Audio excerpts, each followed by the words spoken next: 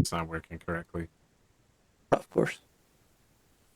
I thought you were waiting for us to start. Hold on, yeah, I mean, you guys can start whenever. I've got to get everybody on the screen. Boy. Yeah, we got some weird angles here. This one. I'm so glad that my notes aren't open when I did this. It's always, when I used to run games at conventions, there's always that awkward moment where you set the scene and like, okay, it's now time for the players to begin role-playing. So you've set the scene, you described it, and go, and everyone just stands there silently looking at each other. And you're like, begin role-playing now. Yeah, you almost feel like you have to have an action, like the clacker or whatever. Yeah.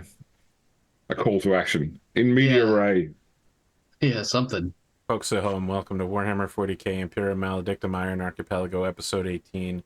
We are not using the normal overlay because we have Pondo as a guest playing Lord Commodore Pierre Cowles. You could have used an overlay and not had Pondo on the screen until he was revealed in game. Sure. That would have required me to have redone the overlay to accommodate the fact there was an extra person. And that sounds like a lot of work on my part for a surprise. I mean, I could have left. And yes, then you that would have done been the spiel, better and one, then- is to do the cattle tech, have Seth show up by having him show up and immediately begin the bidding process midway through the show. And everyone goes, Seth, that sounds like Rad going, I'm not looking at Zoom. You're doing a pretty good Big Spoon impression. I know the joy of sitting in an Arthur Perkins Gaming Real lobby, waiting to click the join button as soon as AP says, okay, you can join now. Wait, when did I do that to you? When did I don't supply know. people with... Oh, I did have you guest on Oath of Endosteel as the bad guys. What are you uhing about? Jesus. Duh. You said bad guys. Oh my god. You and this fucking woman, Billie Eilish, you gotta let it go, man. Let it go. I don't comment on your friends. Is Billie Eilish one of your friends? I'd believe it. I would too. He just made a totally random friend just standing in line for a burger. Just to be very Listen, clear, Billie Eilish is a woman who on record is like, it must be difficult being ugly. And I was like, I see why I don't listen to this woman's music. Yeah, There is a very interesting Billie Eilish Australia story, but I'll share it at a later point. of course. These See, are- the those funny are- part is he these won't are the- share it now. That means Those it's are the going best to be stories. weird. Well, it's a long story. I don't want to derail the game. We're here for Pondo, not for me. Oh, okay. That's sure. I prepared to be disappointed, I suppose. The last of the shuttles travels from Cetae's Alpha, from the Space Hulk, landing on various parts of the 3 major asteroids that remain in the belts of the Iron Archipelago. Your rogue trader, factor, executive deployment team, war band, whatever we want to call you, are led away by Major Octarain, away from this landing bay where Nhop Lite is holding a not particularly large penguin over his head, and we can hear people saying, "It is the flightless Aquila," and they're like, "It is the color of the suit, the white and black." They're celebrating being alive. They're celebrating a highly successful offensive against numerous enemies of the Imperium, and they are celebrating getting away from a Space Hulk that they're being told is slowly transitioning into the warp. We hear the crackle to life of old mining announcement equipment, which has been converted into the public announcement system for all of the Cetaes. And we hear a voice go, "If you know anyone or yourself have looked directly at Cetae's Alpha, report to your local Adeptus Arbites. If you suspect any of your neighbors of witchcraft or are withholding knowledge of looking at the Cetaes, report them immediately. It is the fate of their souls, which is an eternal concern. And then the message repeats over and over again. I think there's part of Rassie hearing that announcement that just hears in the background when the conversation that he had with Liturgical, just, but you have no soul, just in Liturgical's voice, and he just, and that's going on in his head while this announcement's going. Excellent. Velamris is going to be like kind of thumping the side of his head a little bit because now he has that stupid song in his head and it's making him angry. So just to clarify, so is the Space Hulk gone now? Just to be really clear, audience at home, we started this session off with people being like, sometimes the DM will do an introduction and then the players won't talk for a while. I can't even get through my introduction and people are asking questions. Well, look, if you stop to take a breath, that's your issue. AP, we're sorry that the beginning of our sentences still fall in before the end of yours. Sometimes I take a slight pause to breathe oxygen or dramatic effect. The Space Hulk is not gone. It is not even fully transitioned. It is very slowly going into the warp, which is bad. Is very bad. As in not good.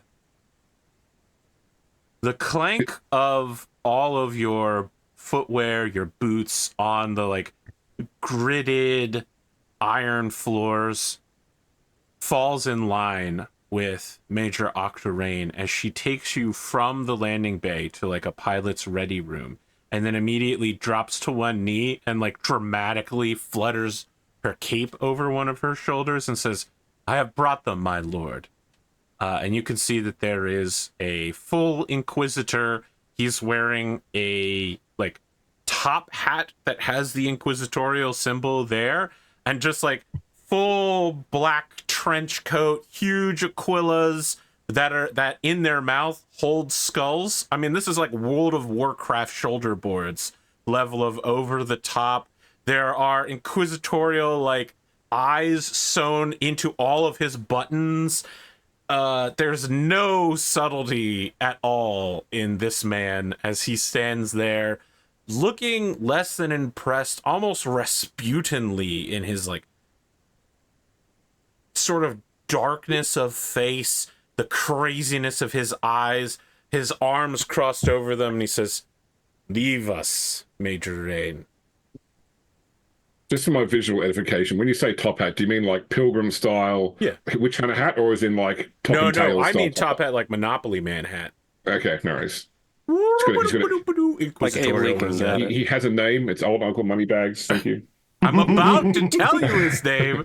No, Inquisitor Profundus? that's a Monopoly. That's a Monopoly man's name. You've met Inquisitor Profundus, Yeah. and that is not this man. Okay. He says, "My name is Inquisitor Gortz. Inquisitor Profundus has been relieved of duty.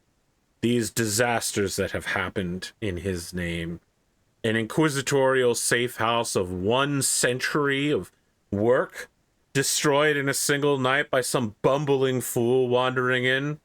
When I find this rogue trader agent who destroyed our safe house, I will have him on my torture racks for a generation. Inquisitor Profundus will not be returning. I have acquired all of his assets, and you will continue your work with your rogue trader under my watchful eye. I will take from you Jeff. He will be placed on the racks and made to answer questions about his origins. But I have a gift, and my question is now, as he unfolds his arms, how are all of you receiving Inquisitor Gortz? I think for me, like clearly he's an Inquisitor, and I'm from an Inquisitorial order, so I will like be taking a knee, but like not like staring at the ground, like still looking up so that he can still meet eye to eye. Just... Yeah. If the Abbess is taking a knee, then Velamris will be taking a knee. Gorch is too close to Gork. Might be heretical. Damn. I don't think Rassie's got any questions, right? Like, he And just a random grew up. guardsman gets killed because he spoke out of line. Oh, see, that would be Rassie right now. Because Rassie spent his whole life in the car. Actually, he spent his childhood in an inquisitorial training camp where he was prepared for service. He's only started remembering any of that. It's a little confusing for him right now. He's just not looking forward to the next time he's in a room with liturgical. He's not arguing with this at all. He's going to do exactly as he remembers as like appropriate terms of address for the guy. Just let him talk. Okay. He moves to tower over the sister and says, "You have made things very difficult here. The ecclesiarchy does not appreciate when outsiders meddle in their affairs. So it is fortunate, sister, that you are ostensibly a member of the Adeptus Sororitas, but perhaps no longer.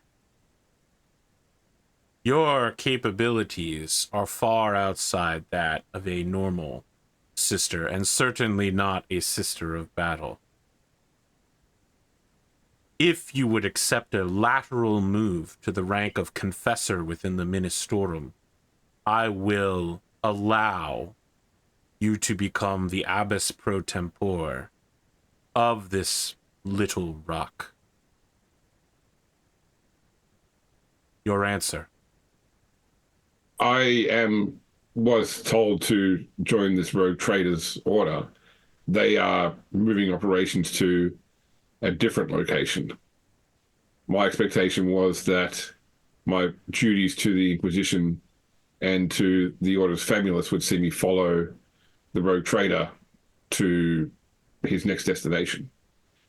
If I'm required here, I don't know whether this little rock will be much more than stardust once the vessel attached to it leaves. He squats down so that he's face to face with you, and he says, "Your ambition does not serve you well, sister.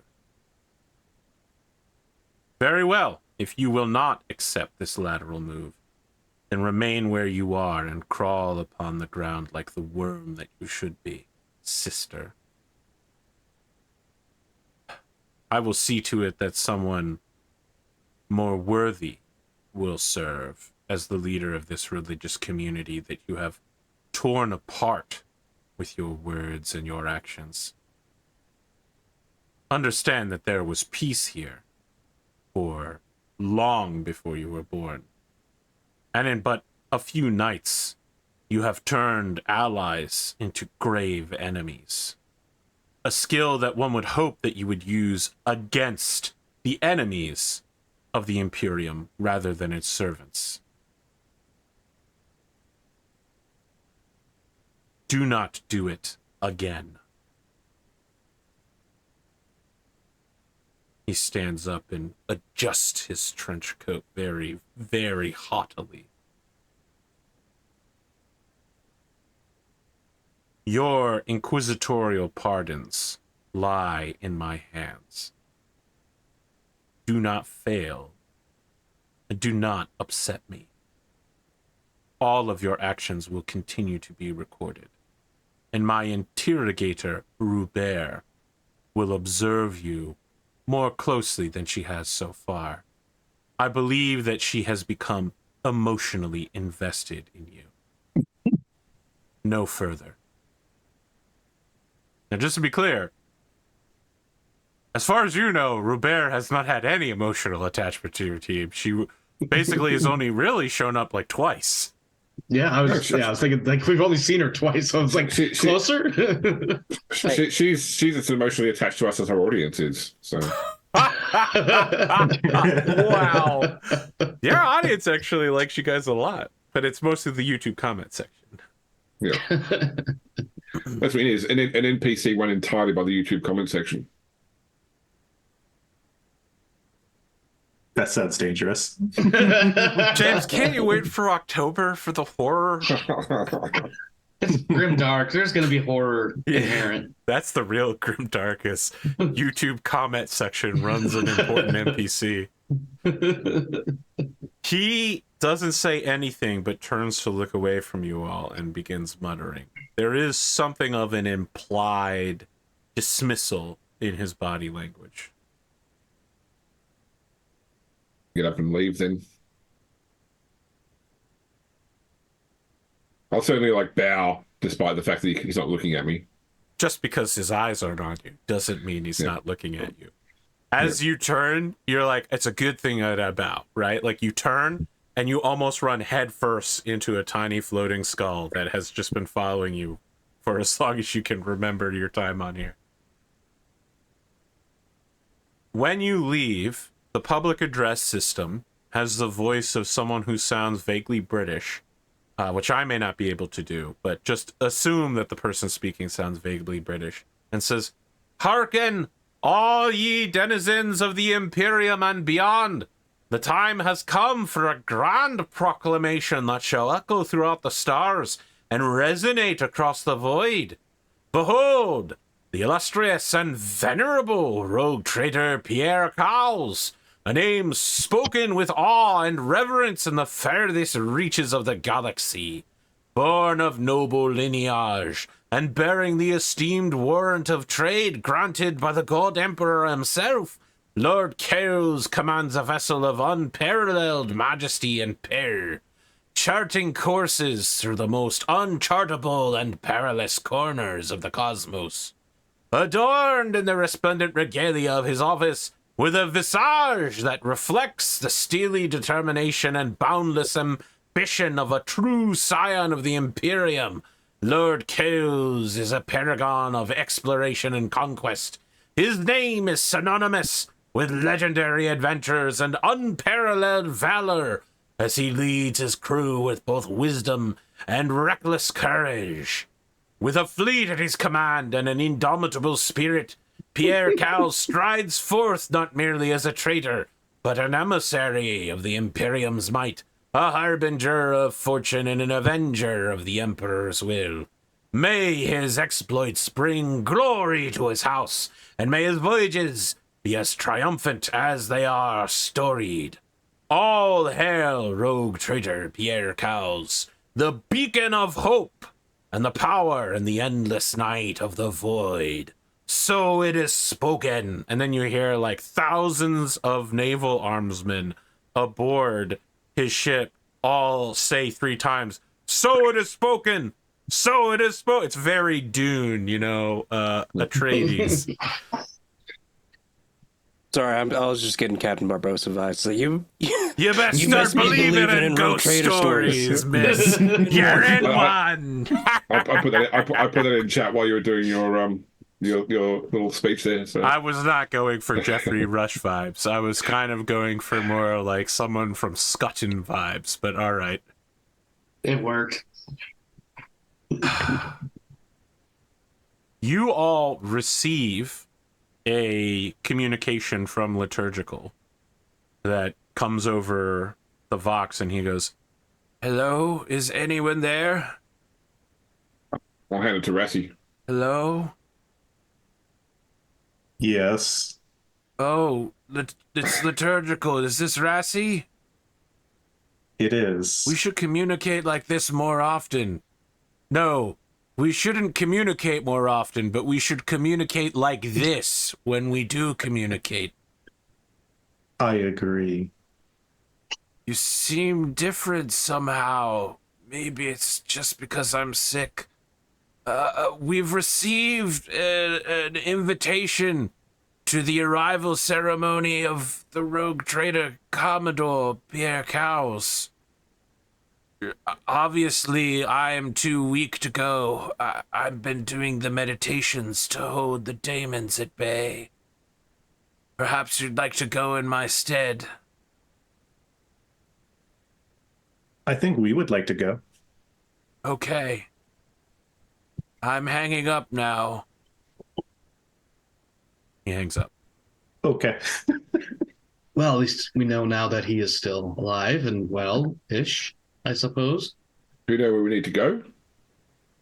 Are we are we on the shuttle, or are we like No, walking? you're in the shuttle arrival bay now, having left the pilot's ready room. You're just like standing there. You can see thousands of Imperial troopers like hanging out, high-fiving each other. Some of them are like going up to the window to go look at the Space Hulk, and like a commissar walks over and executes them casually.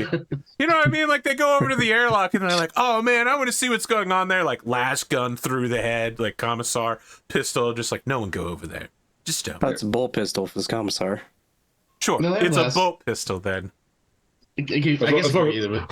It's the camera view. It's like the outside of the silence of space, looking at the viewport, just like red Yeah. splats appear. Yeah, There exactly. you go. Yeah, thank you. I think Velamris is gonna point like over in the general direction of the windows and be like, "Well, his ship is out there. Are we going straight to the ship?" No, he said arrival ceremony, so that would be. If there's going to be an arrival ceremony, then one of these bays is going to be being set up for it, and I will go ask a technician what bay is currently being set up to receive an honored guest. Very well.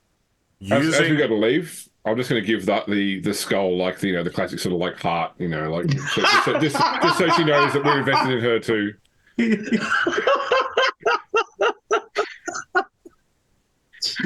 We cut to. I'm really picturing Holly doing that, and it's not jiving. We cut to Robert. All right, she is hanging upside down from the ceiling of the cathedral from some chains.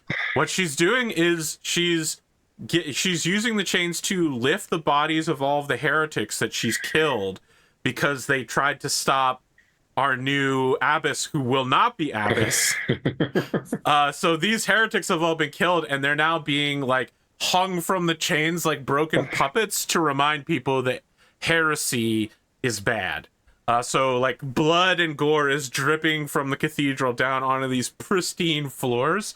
She is hanging upside down, watching through like a little scouter visor, DBZ style, of what you're doing through the skull. And she just rolls her eyes and she continues to lift like a particularly obese like functionary up these chains and then lock him in place so that his body like jiggling fat and blood is just dripping down. We can see like little altar boys down there getting ready to clean it, and Robert like pulls out a pistol and is like, don't touch it. Let it sit. Is she now? It's like, did all the blood on the ground form the Aquila? Yes, Like, of course. Why not? Cinematically, based on where the bodies have been placed, Yeah. So. Yeah. Or she makes kosher. That's why she's got to be so precise in her positioning of the dead bodies. Yeah. All of you arrive in the correct bay by dint of just asking somebody where the correct bay is. What an incredible... That's It's like a great server GMing. without numbers where they're like, you know how to use Google? You're the most useful member of this team.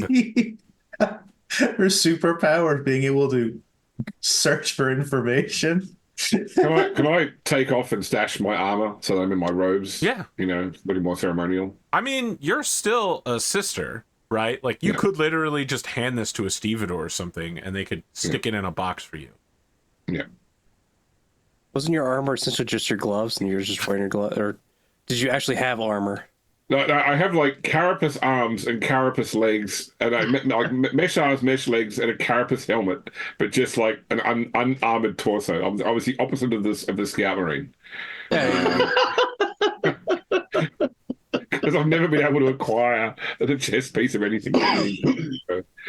You see someone who has the rank of like commander of the Imperial Navy, but the like Imperial naval patch has been removed, and that's the symbol of the Cows dynasty is on his insignias, and he appears to hold some sort of like first officer or executive officer rank. Based on how this guy looks, you're almost certain that this is the one who was speaking over the comms. Very pale, like close cropped brown beard of curly hair, cap perfectly on, every part of his uniform excellently, like he could still serve in the Imperial Navy if he wasn't so obviously rogue traitorish. But while his uniform is squared away perfectly, he does have some sort of like orcish sword on his back, and very clearly has some sort of Xenos pistol at his belt. He's looking around and pointing and sends forth someone who almost certainly is the seneschal. And the seneschal of the ship is a young woman, curling gray hair, but probably only in her 20s. But this is the Imperium, so really she could be almost any age. She has like a very stylish uniform that is not Imperial at all. It's like the new like Cow's uniform, you know, like the new modern uniform, you know what I mean? Like it has Business none casual. Yeah, it's business casual for sure. It's like very rogue trader-y uniform. And she says, "Hello, can you all hear me?" And then like we hear a little bit of static feedback as the little like floating, what are the ones that aren't servo skulls that follow you around in Cherubim. Cherubs? Yes. Floating babies, yes. Yes. The floating robot babies. I'm Seneschal Isobel Cade Winterscale, here announcing the arrival of rogue trader Lord Pierre Cowles, Commodore. Well, let's just get to it then. And then she begins announcing like all of the bridge officers who are leaving the ship one by one, and like the nearby crew are all cheering. They're like, "Yeah, area Voss!" And like a woman with a third eye that's been closed, and then she's got like circlet that has a little cloth flap that comes down over it. She's very like tall. She moves super gracefully in like a weird purplish, almost. What was the woman from The Next Generation who was the empath? Troy, yeah, like very Troyish uniform. And she comes down and everyone's like, "Yeah, navigators, we love navigators, area Voss." And then, you know, like First Officer Thaddeus Core comes down and people are like, "Yeah, we love the First Officer Thaddeus Core, woo!" You're like, who? Someone definitely paid to like prep this crew full of people to like cheer. Is there a buffet table of narcotics behind them or I something? was just thinking, like, what did they feed them? Did they drug them or get them drunk or something? The ship has a captain who is not Pierre Cowles, right? Because Cowles is a commander of fleets. The ship has a captain, which is Captain Valeria Stormrider. And when she arrives, she looks like she could also be a rogue trader with thigh-high boots, stark white tight pants, like a corset, and then a blue jacket covered in like symbols of people that she's killed. You know what I mean? Like kill counters of like, you see she's got like green skin. Very obviously like a set of 5 Aldari, like a Kroot mercenary. She's got 6 pistols in her vest that she's ready to pull at any time. And like a very swaggerous chainsword put rakishly about her belt. She's like, "Ha ha! Captain Valeria Stormrider!" And everyone's like, "Woo! Captain, we love you!" Based on the name, I'm imagining gravity-defying anime here. Am I right? It would be if there wasn't a hat on her. Yes, of course. She has to have the swoopy doopy hat. You know what I mean? Pondo, at this moment, all of the bridge crew officers form 2 ranks around the red carpet and kneel so that you can walk between them as your seneschal, Lady Cade Winterscale, says, "And now, announcing the big cheese, the one you've all been waiting for, the rogue trader, Pierre Cowles." $8,000 worth of pyrotechnics is let off. Well, I imagine there's also a ton of like just guns that are or Yeah, the mortars or ship's whatever, just macro shooting out cannons t-shirts. on the starboard side all go off. Yeah, The a ton of whole t-shirt cannons. asteroid is shaking. T-shirt cannons.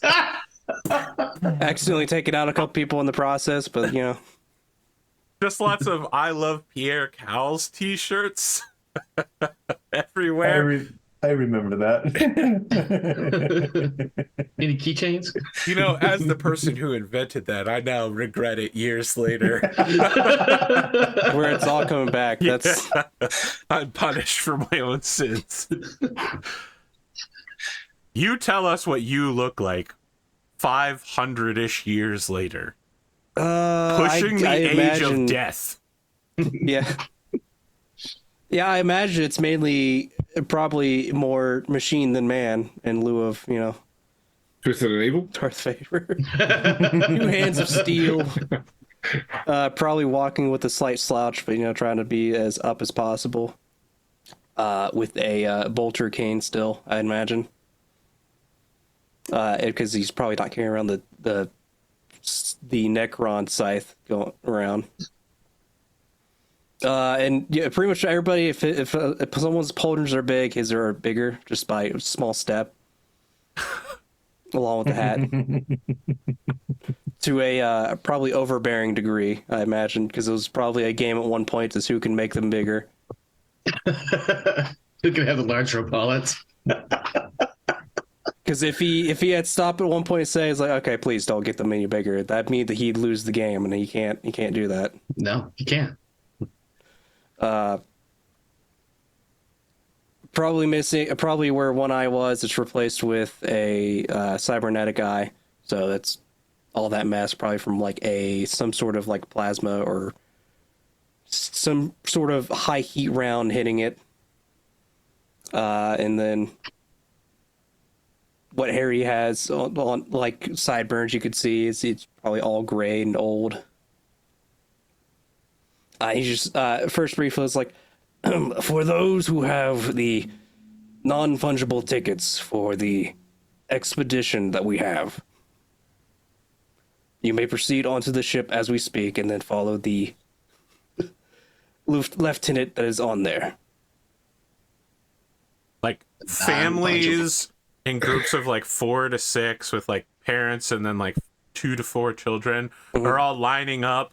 It's mostly dads with the non-fungible tickets. Like, damn, this is a great investment. If we're on board when the station gets sucked into the deep, dark other space, we'll be alive, honey. I'm telling you, this tour is the best investment we've ever had. A great use of 5,000 solars. So essentially, it was like they're all sent out to a lot of the high nobles and whatnot. For as like, if you spend this much, you'll get a safe ride on passage. Yada yada yada. And essentially what it turns out to be is just like one of those interactive rides you go into amusement parks. Where it'll have like a small whole world show. After all. Yeah, where it's like a whole show where it's like huge projectors in a room to act as the command bridge, but it's like all these actors that are made to look like the Hold on. like Is this command staff. Avenue 5? Yeah. What's the Star Wars It's Hugh Laurie Galaxy as the Cruise or captain whatever? of the fake bridge. Hey guys, I'm American. Yeah, essentially they have actors to pay that are paid to mimic Pierre and the other command staff for what happens as a brief encounter of a Xenos, like Eldari or something, and they just replay old footage of like a past battle. And towards the end of it, is they all come out with like no damage to the ships. Like, good thing the faith and might of the Emperor have saved us this day. We have come out with nary a scratch. Does Pierre have anything which precedes him, like a servant or anything like that? I would imagine so. Just to, in case he's about to fall, servant will catch him. I mean, I was going to. If not, I was going to reassign my monotask pedal scattering service goal to go and scatter pedals in front of cows. I forgot about the pedals. All right, Pierre, just petals begin appearing over your head and scattering before you as a very surprised dock worker comes up to you and says, "I am my lord. The name's Dockmaster Kerrison Yernesh. I'm afraid that rogue trader Chaderius Darkwind is not in service here, but I am welcome to receive you, sir. Can I ask your business on the station? It is somewhat dire times with, transitioning to the WH40K and, the asteroids being flung off into the void." I think Rassie will just sort of nudge the sister and say, you're probably the one of us to introduce us as his representatives. Yeah, I mean, I was going to walk up and sort of like just, push the dock worker aside. Can you excuse me? I'm the dockmaster of these docks. Can someone have this woman beaten? I'm the abbess of this station and a representative of Lord Captain. Somewhere, Inquisitor Gords is going, "You're not the abbess of this station." There will be repercussions for this. Yeah, I have not seen any transfer papers yet, so. I know they're coming through. Wow.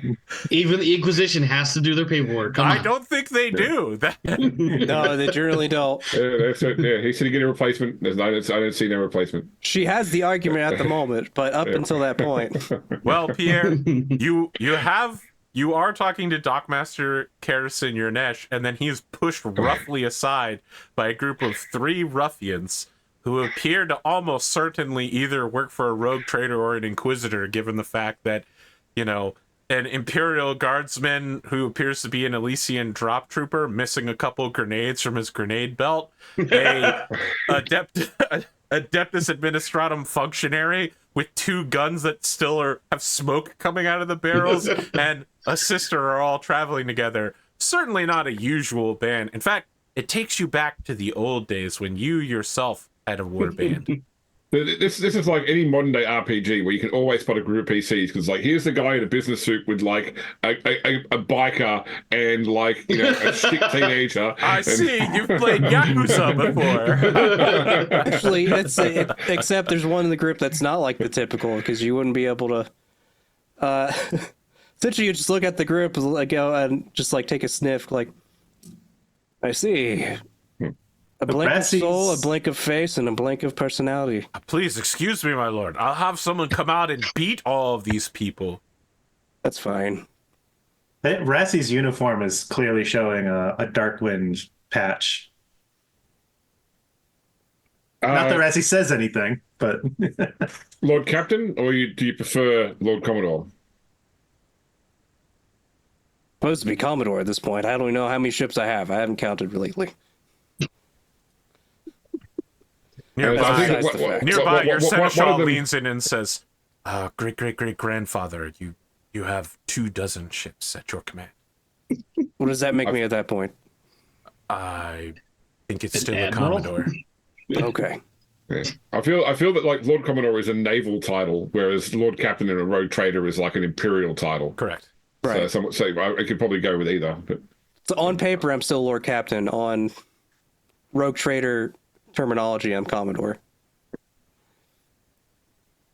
You can be whatever you want. So your seneschal, Isabel Cade Winterscale, leans in again and says, great-great-great-great-great-grandfather, I believe that this woman may be the one that sent you the message. Look, I think that's Sister Holly. I see. You can call me Great Papa, just to make it simple. That's a lot of greats. Of course, Great Papa, Lord Captain. Thank you. Just need to... Told you, we need to speed that process. allow me to welcome you to the Iron Archipelago on behalf of Lord Captain Chaderius Darkwind. And I'll throw out some appellations that Darkwind has. I'm sure I've at some point been schooled on his various titles, but I won't overdo it. I'm not trying to big up Pierre Cows Master of the Iron Archipelago, invader of the edge of the galaxy, light of the Emperor. Yeah. I imagine it'd be akin to a situation with the Custodes, where their name keeps getting longer and longer as they keep getting more accolades. Yeah, there will definitely be Scourge of the Greenskin in there. Yes, of course. Yes, these are my fellow. This is my cross-functional team, Rassie Van Lucht and Velamris Quineel. As the Dockmaster said, the Lord Captain is not on station right now, but we are duly appointed by him to comport whatever it is that you require. And indeed, it was me that sent the message asking for your assistance, given the calamity that the Iron Archipelago now faces, and also the fact that, as a side hustle, I am representative of the Order of Hallowed Glass of the Sisters Famulus, attempting to broker a marriage between your family and the family I represent. So your seneschal, Isabel, pulls up paperwork desperately. She goes to a servitor and goes through some folders and gets you the folder for the marriage to Clemency Cowes Lacryma IV. She's like, yes, right here. It does appear that this is the same sister. Oh, I see. So the Order Familius has got interest in our family line again. That's good to see, I suppose. Well, they have we'll an entire bureau devoted to your family line. Great Papa, Yes. because you have so many children. Yes, once they had released that sanction, I was. Never mind, that's a different story. Let's get back to the request of assistance here. I hear that there's some towing that needs to be occurring. That is our specialty, after all. There's truck nuts hanging off the back of the ship. They're so small. They're regular sized truck nuts.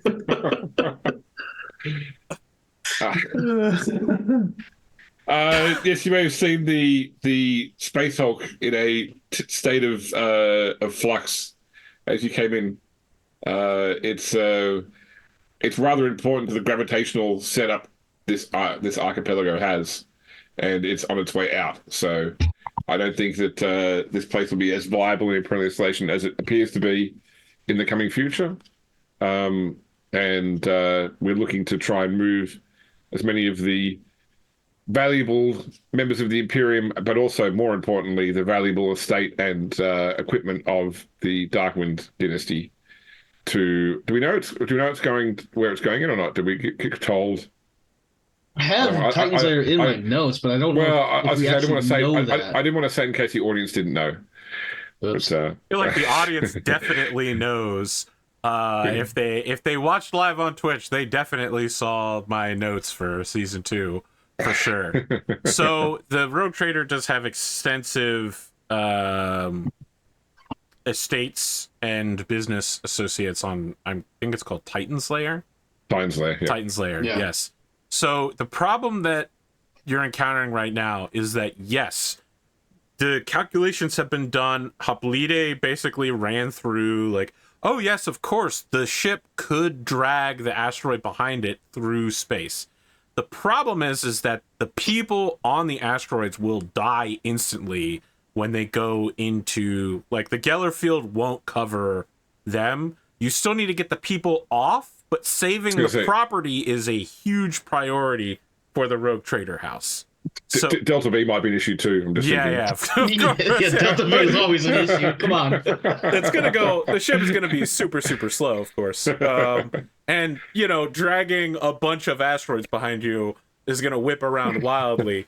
But yeah, you probably don't want Daemon haunted, you know, stuff. So every human just becomes a shell for a new beast. It is nice to have Pierre here, and surely the Chaderius Darkwind Trading House would love to have all of their property intact moved to a new orbital habitat. But you do still need to save the people, and there are easily over 1 million people on this series of stations that need to be moved off. You could probably move maybe 50,000. So, yeah, that's like less than 1/20th of what you need here. Well, surely not all of them are valid and good legal Imperial citizens either. Oh, yeah, plenty of people. There's no census for the people that live out in the asteroid belts beyond Cetes, Beta, Gamma, Delta. So the station, all that is going around the gravity of the Hulk, not right. Not so when the Hulk's else. gone, no, there's two big problems, right? When the Hulk's gone, all these things are just floating in space now, and that's a very serious issue. But the second problem is that when the Hulk's gone, nobody else can void jump here, because you need a point of gravitational pull in order to come out of a Geller jump, I believe, is how it works. I see. So when that's gone, no other help can arrive.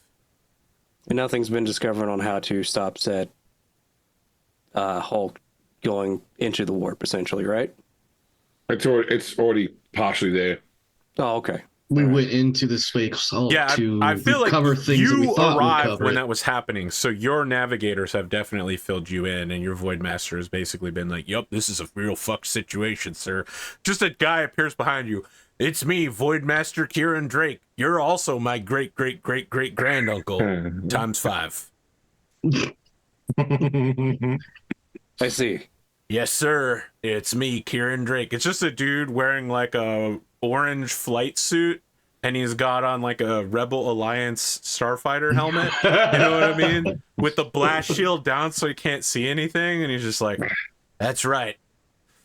We got to make sure to cover our eyes so we don't accidentally see the horrifying demon film. You guys are woke to the knowledge of the warp, right? Sister, they're cleared to hear about this stuff, right?" Yeah, I'll just point towards the skull with an inquisitorial eye on it, behind us. Okay, cool. Oh, man, the Inquisition. Just like always. Ain't that right, great-great-great-granduncle? Can't go 5 seconds without running into an Inquisitor when you're a rogue trader, am I right? Oh, I could just pointed to the crystal eye on my belt as well, the Chapel Ecclesiasticus. Well, he wasn't asking for you. He was asking for everyone else here. He said, "Are you all woke to it?" But he's just like, "All right. Well, anyway, I can see that I'm kind of taking up space here in this, and honestly, I'd like to try the local beers. So, good luck to y'all. I know I've got a space on our ship because I pilot it." He just puts his hands in his pockets and walks away.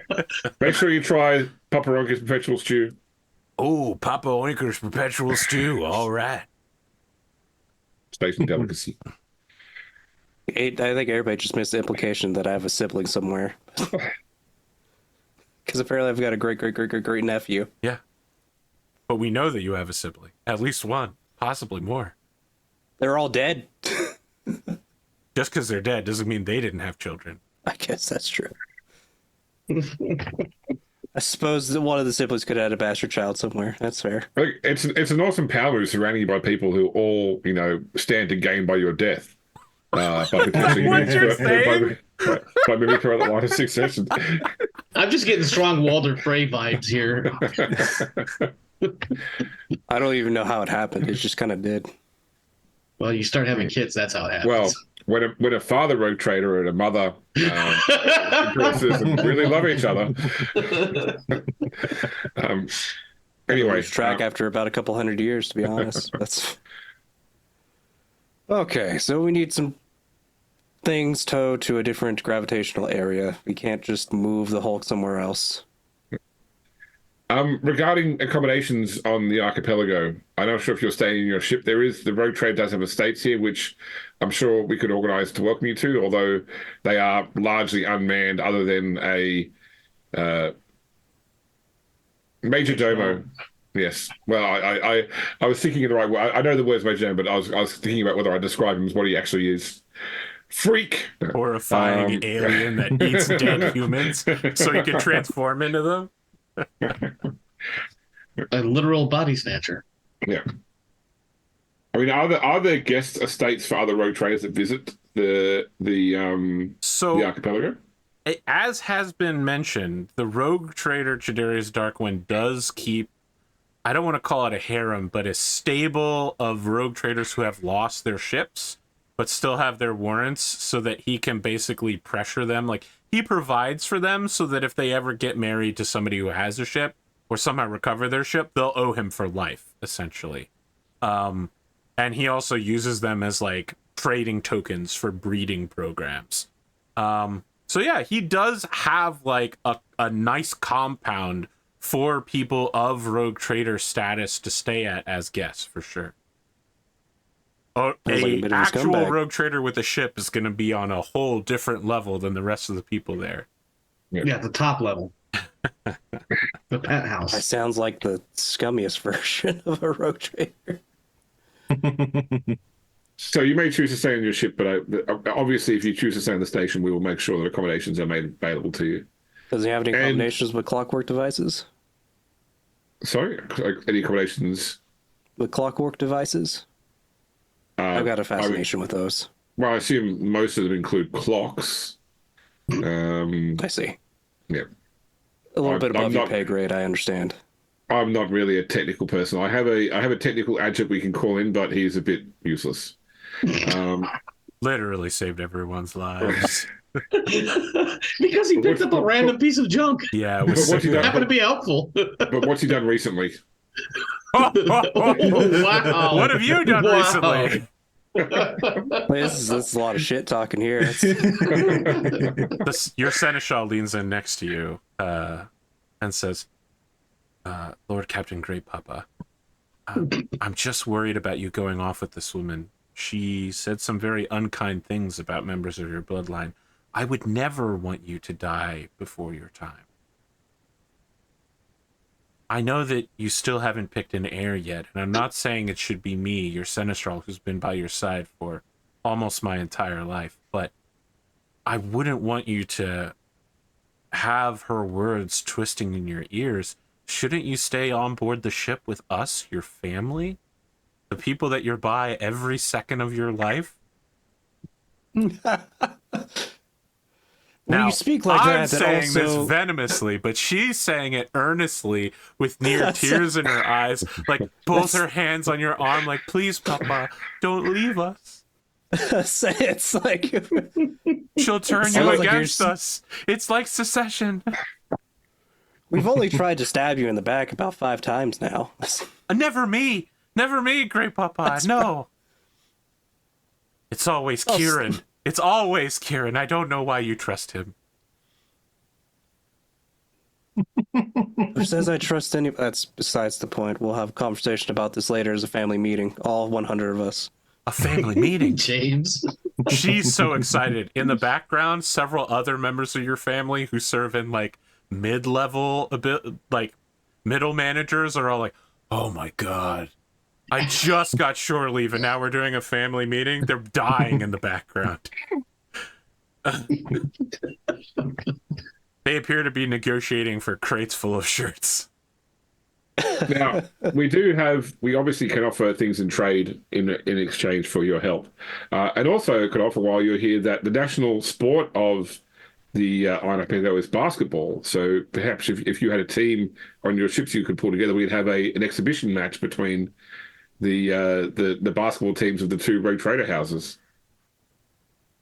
I could see if my special forces are interested in such endeavor. You might relate to one of you. They might relate to one of you at least.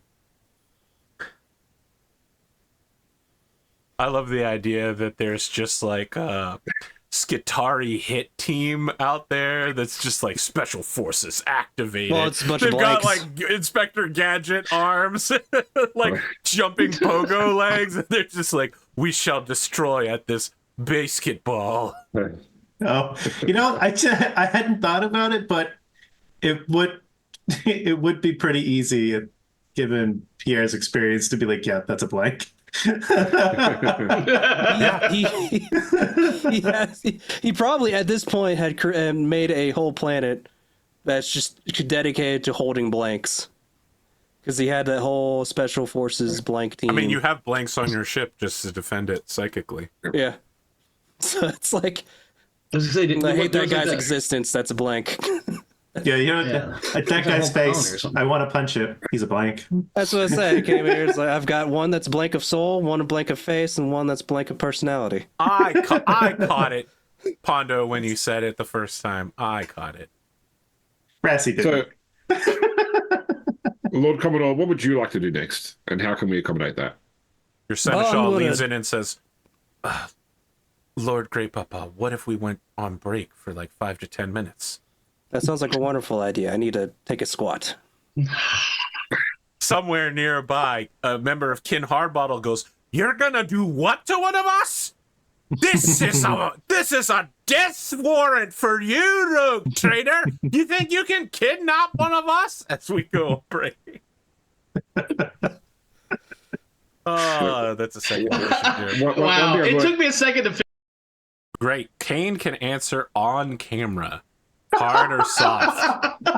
We're not going to give the audience any reference, Kain. Okay. Hard okay. or soft? I do appreciate soft, but I think I prefer hard. Okay. All right.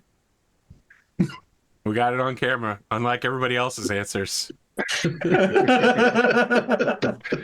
Patrons have to pay extra for that. That's like a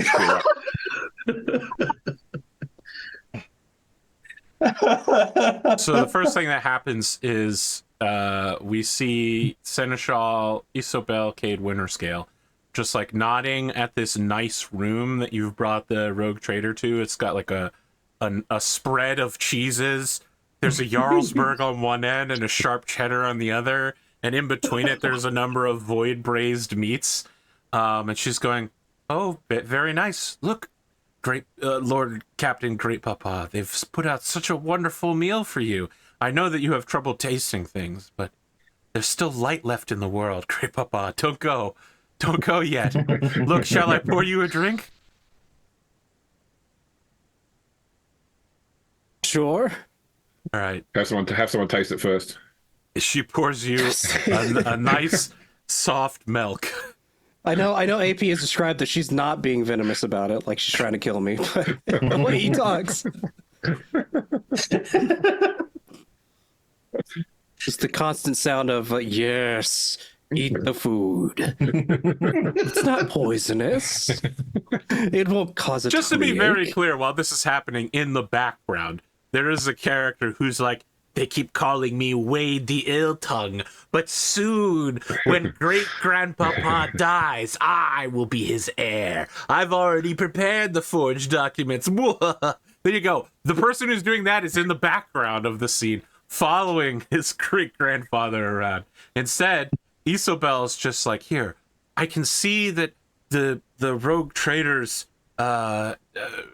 I'm sorry, I don't really know what your rank in the organization is, but they seem so concerned about how I'm treating you. I will test your food first by eating and drinking it first.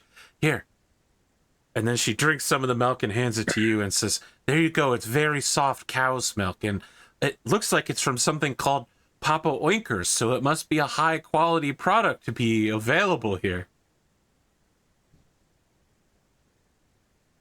Sure. I imagine after all the years of eating just random stuff, he's probably lost most state buds. Like, yes, this is food. Everything might as well be corpse starch at this point. Please don't say that, great-grandpapa. Everyone knows that the corpse starch means aren't true. It's only served to penal garrisons or Imperial Guard when they truly have nothing else left. It's really not commonly available in the Imperium. It's mostly just on Necromunda. You know, hive cities and such. Yes, I know. We would never feed it to you. In fact, if I found the person who did that, I would throw them out the airlock. That's sweet of you, honey. Thanks so much. She's the one that's to be hitched, right? No. No, That daughter Okay. isn't even. That daughter is governor of a planet. Clemency Cowles the Of Cream of course. the Fourth. Yes. Gotcha. No, Got it. this woman is just your current seneschal for the last 20 years. So basically, since the day she turned 18, she's been your seneschal and is just working her way up to, like,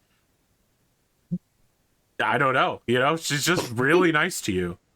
Yeah, it's probably the most concerning to him, so that's why he has her as his right hand man Keep at a the close moment. eye on her for when she betrays you. Probably. It is probably very off-putting in this setting, especially after hundreds of years of possible assassination attempts. Oh, I have to assume that like dozens of grandchildren have tried to overthrow you. Be put down. You know what? I think listening to this conversation and his comment of everything might as well be corpse starch at this point or whatever, Rassie will quietly look for some parchment to write on. Yeah. And he'll write in High Gothic all of the different like Rassie approved flavor enhancements to corpse starch that he knows. And he'll just pull it up and say They're almost all spicy peppers. Somewhere on there is Tabasco. Tabasco. Yeah, Or of course. equivalent. Like one end is Tabasco, the other end is like something you get at a gas station called Blast Your Ass. It's some real ghetto redneck shit. So obviously, before we started going to whatever location we're going to get the Pierre Cowles has like the golf cart limo come out. Oh, of course, with skulls on it. Yes. Yes. Velamris is definitely going to be fangirling over this particular thing. And he's already kind of been trying to keep himself contained because, he's always had this research project, as it were, for the Cowles dynasty. But now he sees not just the rogue trader himself, but now the limo, the golf cart. There's a bumper sticker on the back says "For the Blade." Excellent. I love this contrast. We've got one person who's trying to get a marriage in the family. You've got a fangirl. Rassie has never heard of beer cows until it was brought up that you might be able to move these rocks. He's like, oh, okay. Like, he has no idea who you are. So Velamris is going to take his pick thief out, and he's going to snap a pic of the bumper sticker just for the stop blade. it real quick. Yeah. Squatting down, pointing at the bumper sticker. Absolutely. And then he's going to just, like, anybody looks at him wondering what he's doing, he's just like, what? We're good. So And I'm going to put the pick thief away. in the background, we can see that Wade the ill-tongued is the one driving the cart. And he's like, yes, grandfather, sit in your usual seat back there as he goes in and starts the golf cart. Isobel pulls in next to Wade and is like, I changed all of the seat covers earlier because I thought they were looking dirty. And he's like, no, my poison needle, no, curse you, Isobel, once again. And she goes, sorry, what were you saying, Wade the ill-tongued? And he goes, nothing at all. Yes, keep in mind the seatbelts are newly put in, so they're probably not working. So if we go into a crash, hold on to the seat. Truly, and even this though- thing is only going 8 miles an hour. I was just going to say, do we need seatbelts? It doesn't go more than 3 miles an hour. Wait, stop going so fast. Jeez. Of course, great grandfather. Oh, look, an upcoming rock. Again, you're in a space station. He's like, ah! Tries to flip the cart over. And Isobel's like, I'm so glad I made sure to check the tire pressure before today's outing. Rassie, you never had Pierre Cow's action figures on Elysium? Elysium? Like, no. Oh, Not in even that when you case, were a look under your kid? seat. There's probably a couple down there. Brad's going to take an exploratory look and see You if look there's under Pierre the Cow's seat. action figures. There is one of Pierre Cow's underneath there. It has a pink ribbon tied to it that says for Rassie Van Lucht. And then you could see that like someone used a stamp to put Cal's signature on it, and Isobel turns back and gives you the double finger guns like, And there's got to be some shirts under there as well. Oh, of course. I love the rope trader. I imagine that when the t-shirt guns are going off and taking people out in the crowd, like one of them hit Rassie square in the chest. He's like, and they like put it in his pouch. Yeah, the t-shirts underneath the seat said, I took a ride on the blade. Ooh. Wow. Otto's upping his game. I don't have Velamris anything is to definitely lose looking around, but he's looking for one of the what was Pierre Cow's mom, the keychain. They haven't made those charm? in hundreds of years, my man. Yeah, the charm, because he wants to do like the dark tide thing where you can take it and stick it on like the pistol butt.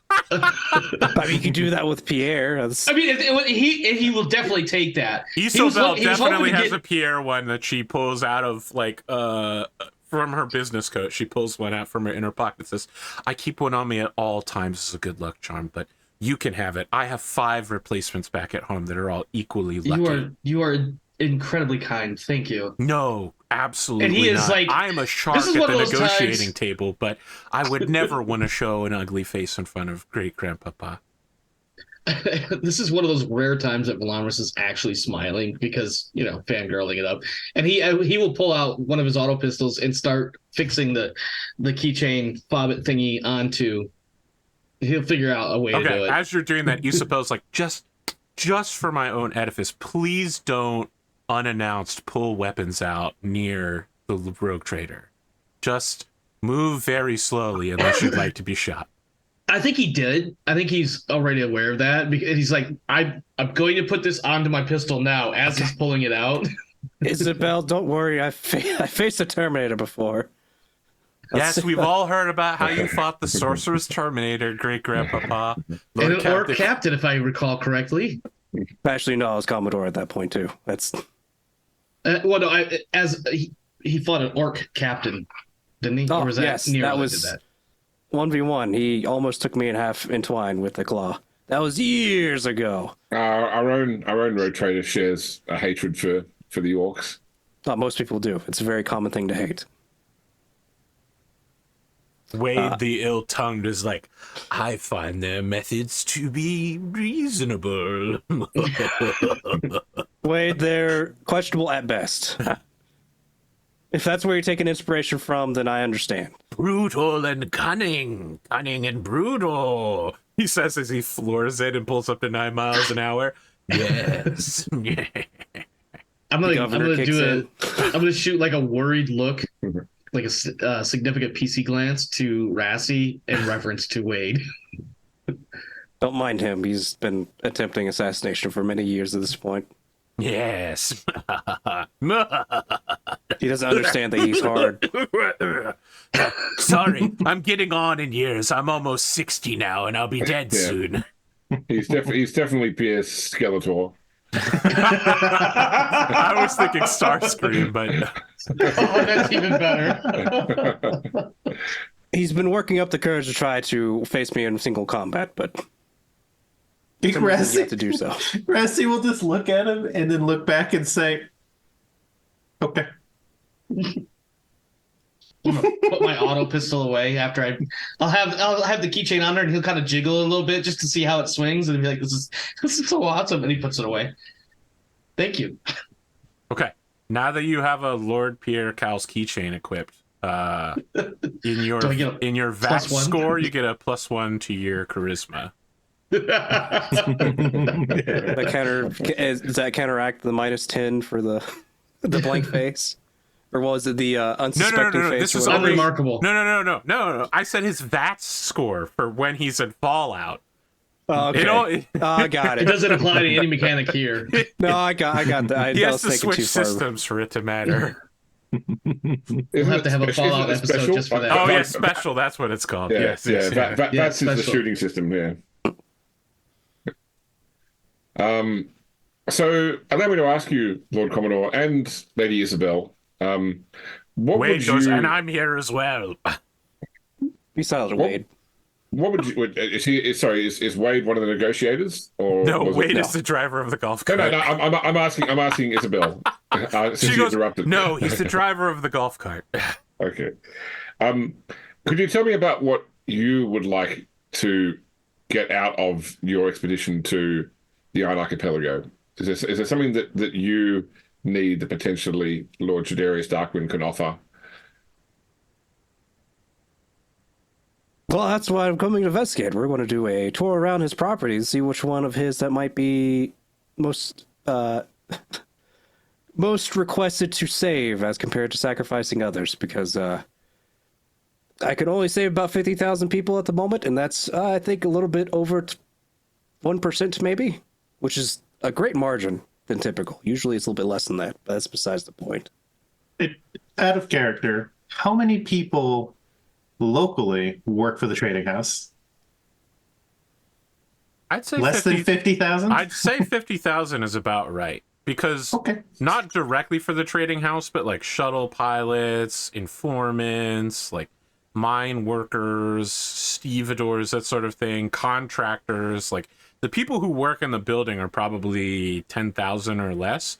But like the greater house in general, like servants, people that don't technically work for the trading house, but maybe work for the dynasty, are closer to 50,000. Like the staff that run the cafeteria in the Yes. in the trading house is busy. That they technically work for the trading house, but they're not critical to its operation.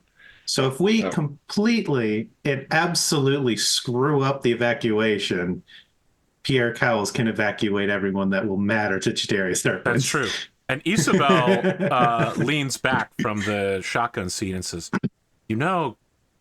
Great Papa, if we're already going to be taking this Iron Archipelago and dragging it behind your ship, perhaps it would make a fitting prize for a marriage between an illustrious dynasty such as yourself and a less famous one like the Darkwind trading house.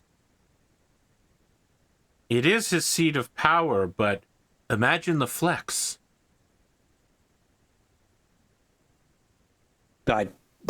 What is there to flex to? Everyone. Okay. I see. That She is a fair turns and she point. goes, especially Lord Winterscale. She's Winter Scale. She's a Winter Scale sign too, isn't she? Yes, she is. Yeah. Yeah.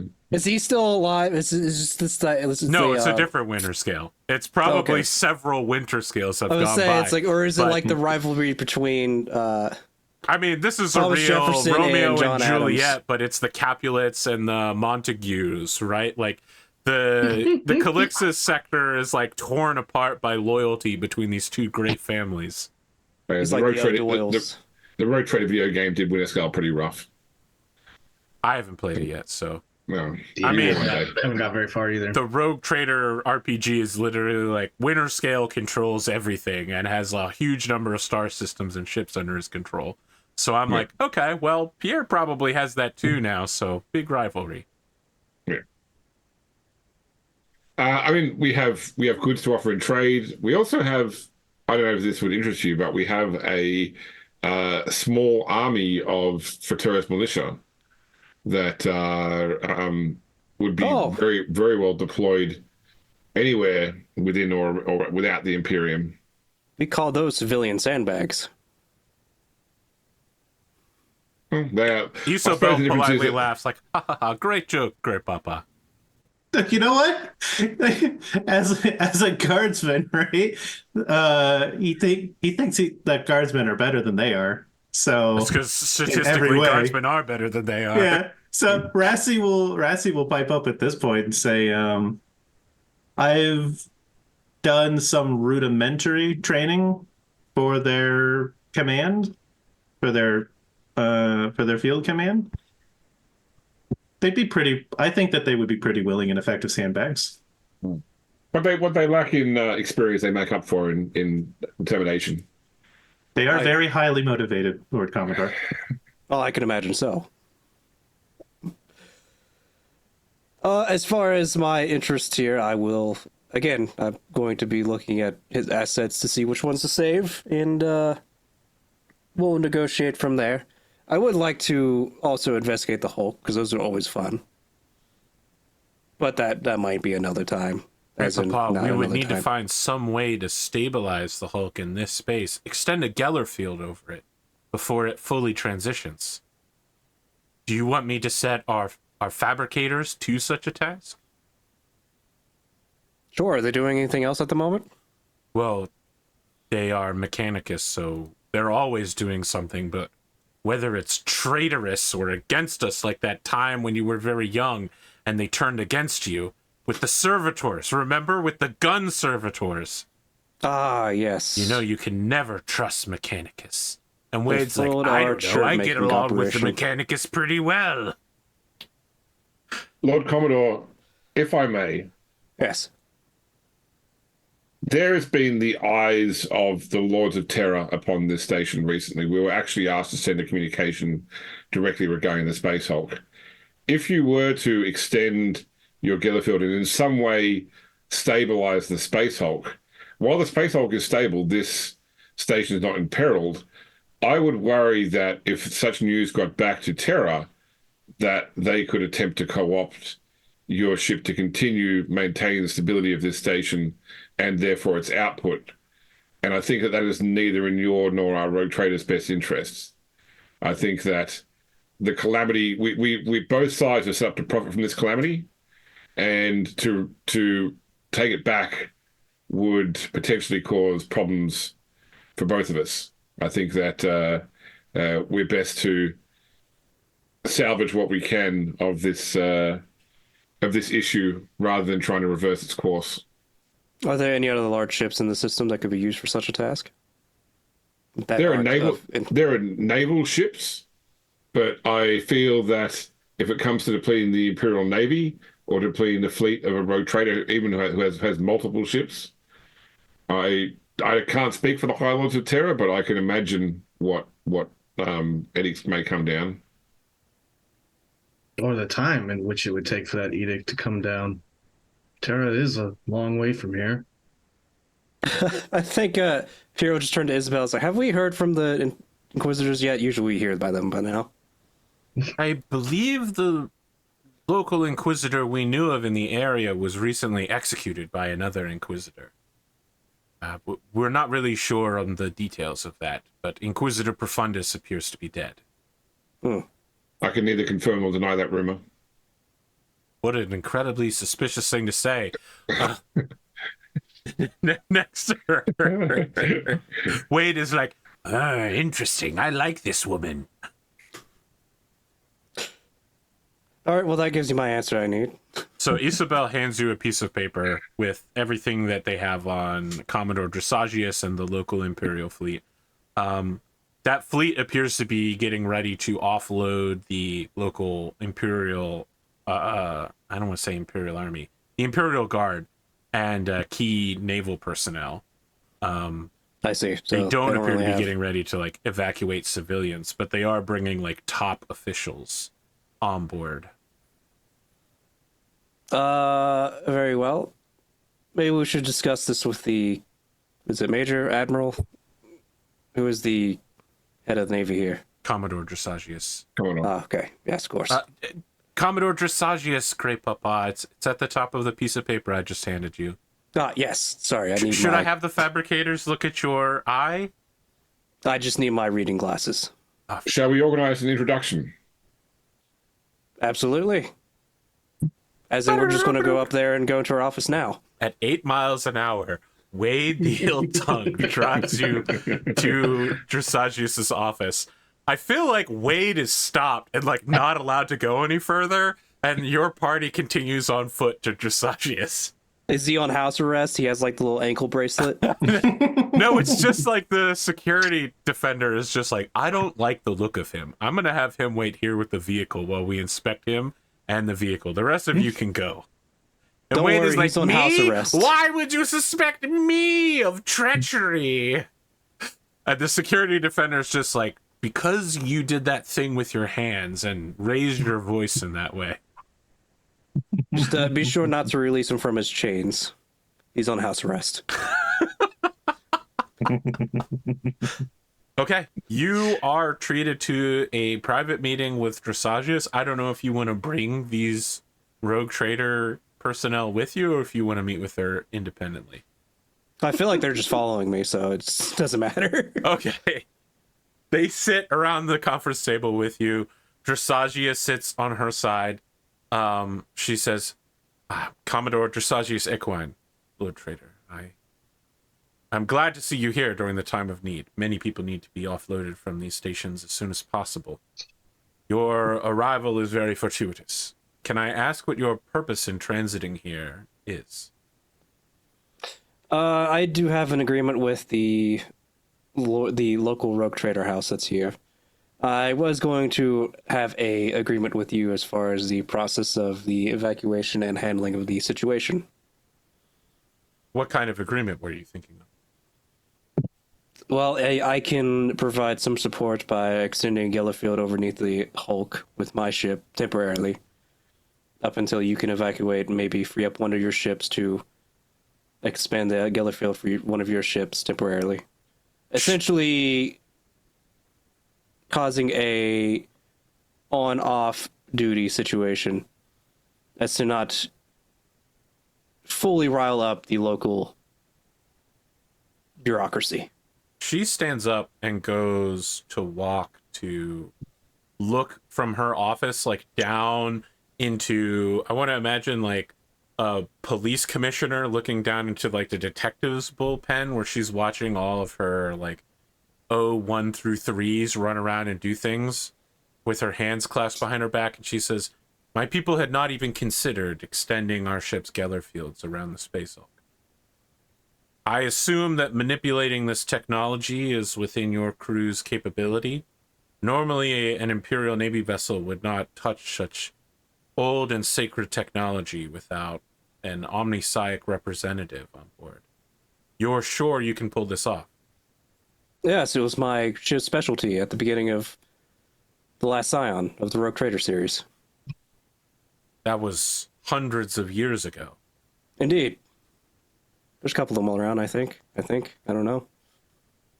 I don't speak to them often. If you believe that you can stabilize the Space Hulk to buy us more time, that would be well within the favor of the Imperial Navy. We have no opposition to this plan. What do you need from us?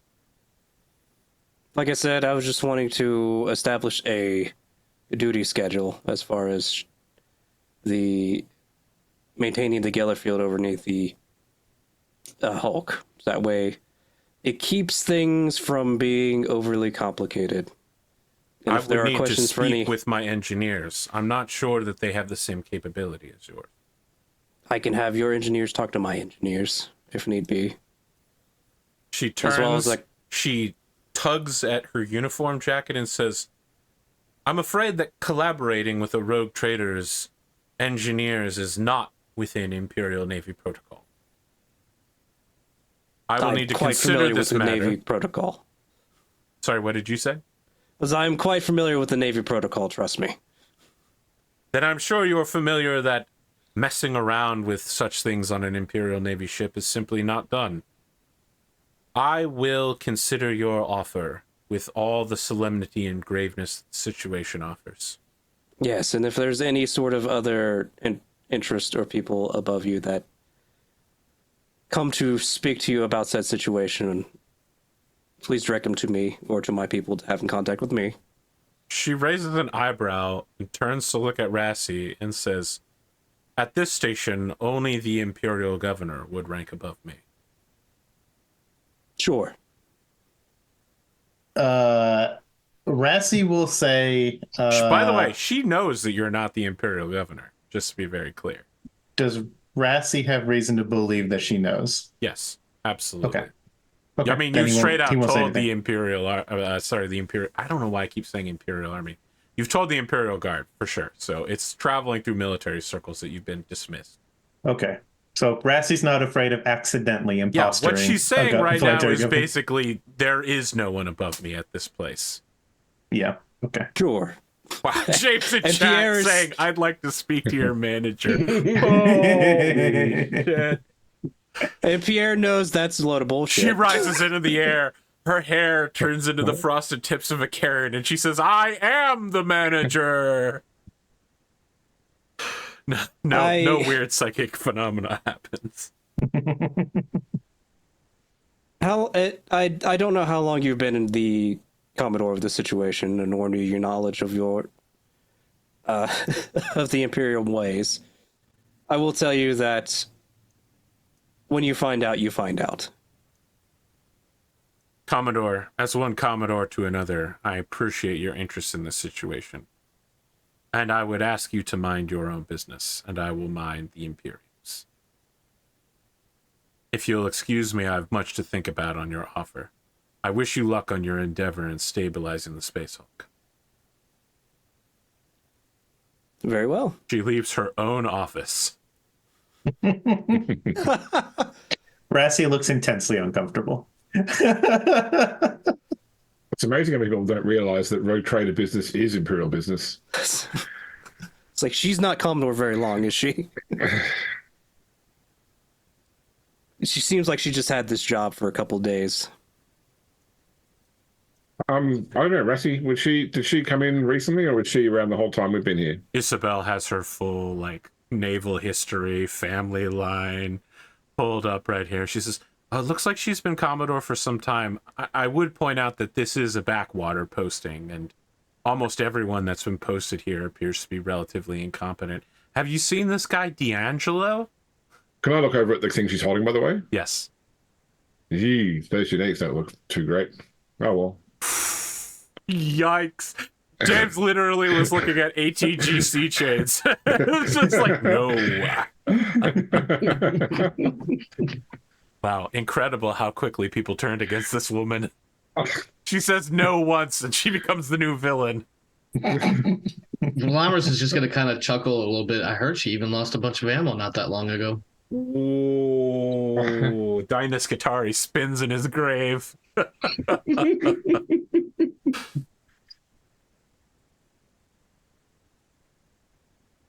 I'm sorry. Rassie looks even more uncomfortable. He's not sorry. going to say anything. I'm sorry that didn't go the way you hoped, Lord Commodore. Oh, I'm sure the right people will find me in due time. Or I'll go find them. They're usually easy to find. For what it's worth, I think it's a workable plan. Having another ship or two to help offload or help carry some of the load would have been gratuitous, but I would thank you profusely, Lord Commodore, for your offering your ship services. What's this? What's the floating servitor with you guys that's following you? By the way, that seems to be ever present. I'm sorry, Lord Commodore. I'm not authorized to answer that question. He'll then look to go. He looks even more uncomfortable. Isabel just goes, probably inquisitorial business. Well, yes, I was trying to get them to admit it, but that would be It's a servo unwise on their skull. part. It's a servo skull, Lord Commodore. of course, okay. It I follows think we've been as clear in our relations as we can be. I think Pierre at this point goes to the server skull like directly, like looks at it. If you have time, I would like a meeting with you. We've The tried servo that, skull Lord looks Commodore. at It's you. never been helpful. And it begins floating away from the group at a walking pace. There you go. I shoot a look at Velamris. It's a significant PC glance that just says, "Shut the fuck up." See?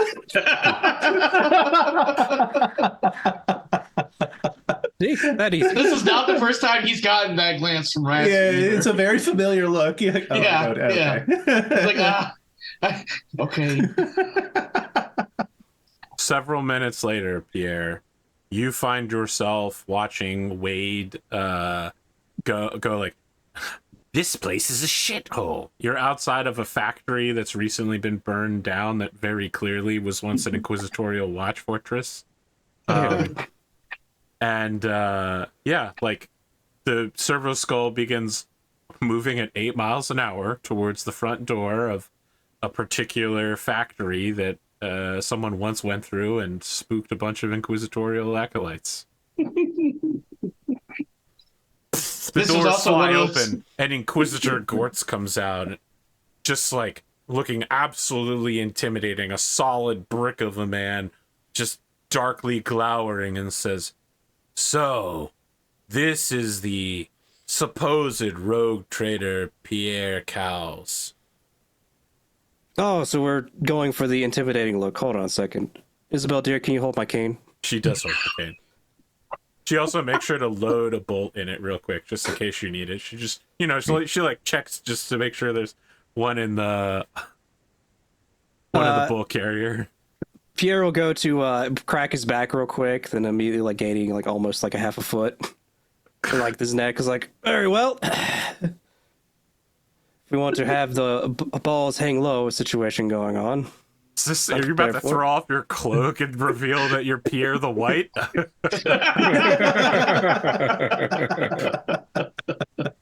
He swaggers up to you, looking very stark and grim. There's a smell of like burned promethium and like powders, like gunpowders and such, coming off of him.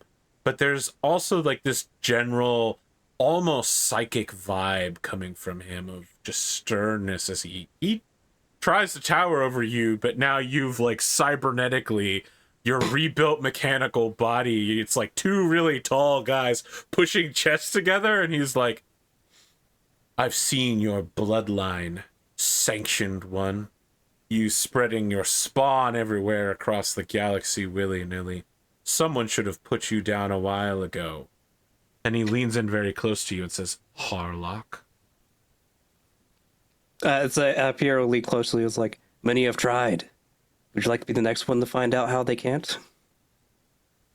Oh my god, I feel like the two of you like move to step sideways and like reach for guns at your belt, and Velamris is definitely like, oh, are they gonna fight? This is like, I've got my hands on my weapons already. I'm like, let's go. Wade I is think, like, this "No, point, I'm Pierre's- not ready yet, no." He's like, his chains are keeping him from getting involved. He's like, "No, please, wait for me."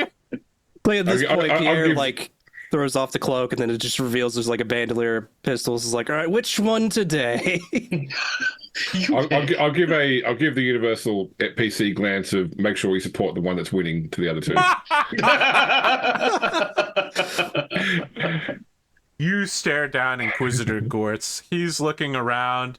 He sees the sister, like her very pragmatic, but then he goes over and he sees like there is a little tiny functionary who he just got reports killed a fucking noise marine who looks ready to 100% throw down with him.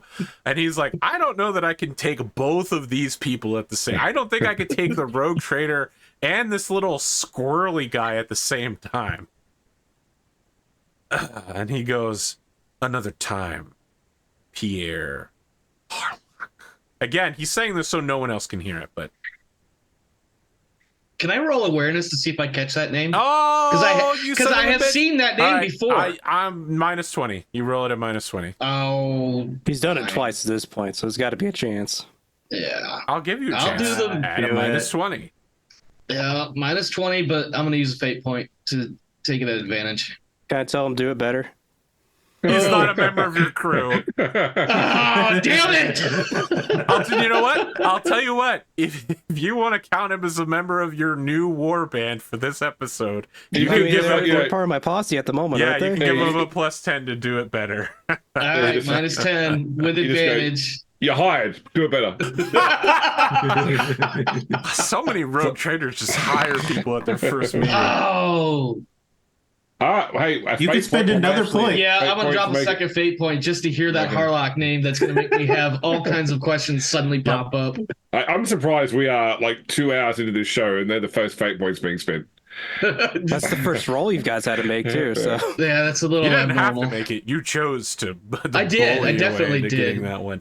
I'm gonna need. Let's call this not the fortitude. What's the mental one for resisting corruption? Discipline? I Discipline? don't think that's it. It is discipline's what you use Okay, to then I resist need a corruption. discipline save from you, and you hear the name Harlock. But because you're in my presence, you get to roll with advantage. Yeah, I pulled it up and I have advantage for some reason. I was like, all right. But yeah, with advantage, I failed. You gain a Um, point of corruption for hearing the name Harlock, and now, in that place in your soul where you're constantly seeing Zinch's rune, Mm-hmm. a second little rune comes into existence next to it, all purpley pink, as Slanesh's rune has wormed its way into your soul's heart. I hate it. And I in your hate it. mind now, you hear like thumping. It makes sense because he still like he spent the first part of the day with that stupid Noise Marine song in his head because you know if you remember like we had that where it was like almost a crescendoing but the end would never come. Yeah. It just hung right there. And so then we went on to the Space Hulk and we dealt with the Noise Marine and he was playing that dumbass song and he's Velamris was like your music sucks as he blasted him into nothing. And so now that song is stuck in his head and now you throw now he gets the Harlock Slanesh and now thing. Maybe It's the just, sound of a Slanesh ticking has clock. entered the chat. yeah. So you have, What's up, Pondo? It wouldn't be the sound of a ticking clock since it's Harlock. yeah, yes. So I think A metronome. That's how Velamris hears it. I feel like he hears it as he whatever it's meant to be. That's what he recognized it as because of the music that he can't quite get out of his head. I think that the way this comes about is the way Sauron speaks in Lord of the Rings, where like there's like a whoosh, whoosh noise, and then his voice is like ultra reverby, and that is how you hear the name like Harlock, and then like you just start hearing this tick constantly that sounds like the beat to Darude Sandstorm. Except never drops. Yeah, never drop never drops. comes? Never drops. Yeah. That's what 2 points of corruption will get you for sure. Yeah. What a terrible fate. What is your willpower plus toughness bonus? That's the tens digit on both of them. Yeah. 26, so 29. Uh, So what is the tens place The of tens each place of those of scores both, put yes. Oh, together? sorry. Together it's 5. okay. You are almost halfway to Yeah. being succumbed to corruption. Is it a threshold like in the old like in 40K? It's bad. Like if when you hit like once you hit like no, 10, you have to it's check not something. like or- there's not like a halfway point. I'm telling you, you're at a halfway point. Like Okay. nothing bad will happen until you hit that point, but it's getting Okay. bad. So this fight is kicking off. You hear the name Harlock. You react. Something about your aura changes around you. And Gortz turns to look at you. and you know that he knows that something has changed That you about know? you. Yes. He knows that I know That, that though? he knows. He doesn't know that you know about Harlock, but he knows that you, like, some part of your face scares him, and he's a fucking Inquisitor. So he's seen some real shit. And now he's looking at a 2-person gun duel against the legendary Pierre Cals, a dude currently holding 6 pistols, and a total unknown who just killed a noise marine, and he's thinking, I don't have nearly enough people around me to deal with this. So he backs down, but he doesn't back down like, ooh, I'm gonna leave. He backs down by going, my patience, unlike my authority, is not unlimited, or something. I don't remember James's line, but he turns and he swishes, but he doesn't have a cape because he's wearing a trench coat, and he just stomps back into the facility, which again has recently been burned. I was actually going to talk to him, but I guess he felt that much demeanored. He does seem to have a surly disposition, Lord Commodore. Someone appears out of nowhere next to you, Pierre. It looks to be a young woman in a chameleon cloak and like a whole shit ton of stealth gear, like almost Calixian in nature. And she says, I am his interrogator. I can answer questions for you if you would like. I was just going You, me, and the Emperor. Oh,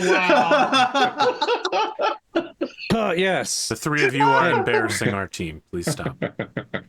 Rassie does not do that, but he thinks about it. You're going with the silent and not there until needed approach. Admirable. God, let me just Some give me a members second. of the Inquisition must continue to carry out its work. If only there was many more like you. She turns to look at you and says, you have no idea how many of us there are. You never know when a member of your bridge crew, or the stevedore you pass on the docks, or the factory worker who you confide in, is a member of the Inquisition. You'll never know how many of us there are. I assure you that I know more than you think. All right. She gives you a steely glance to stare you down, and it's clear that whatever you think you know, she doesn't think you know. You both reach your weapons again, you know. It's like Pierre was about to crunch back down, back and not about to fuck shit up mode. I was like, okay, I guess we're doing this again. She doesn't reach for any weapons. She just says, we are everywhere and everyone. Yes. Some of us must move in silence while others are loud. I assure you I know much more than many of your lifetimes do. That's not why I'm here. There are many old species in this galaxy, and yet they lack the wisdom and staying power of mankind. Age does not grant one righteousness, nor does it make one right. Quoting right out the Inquisitorial handbook. Ask Nice. your questions, rogue trader. I will not bandy words with you. I was going to work in agreement with I'm guessing Mr. Gorch is your your master Inquisitor Gortz has recently taken command of the watch post here. Yes. Now I was going to go speak with him to work with an agreement to help. Inquisitor Gortz is preparing to depart with as many assets as is viable.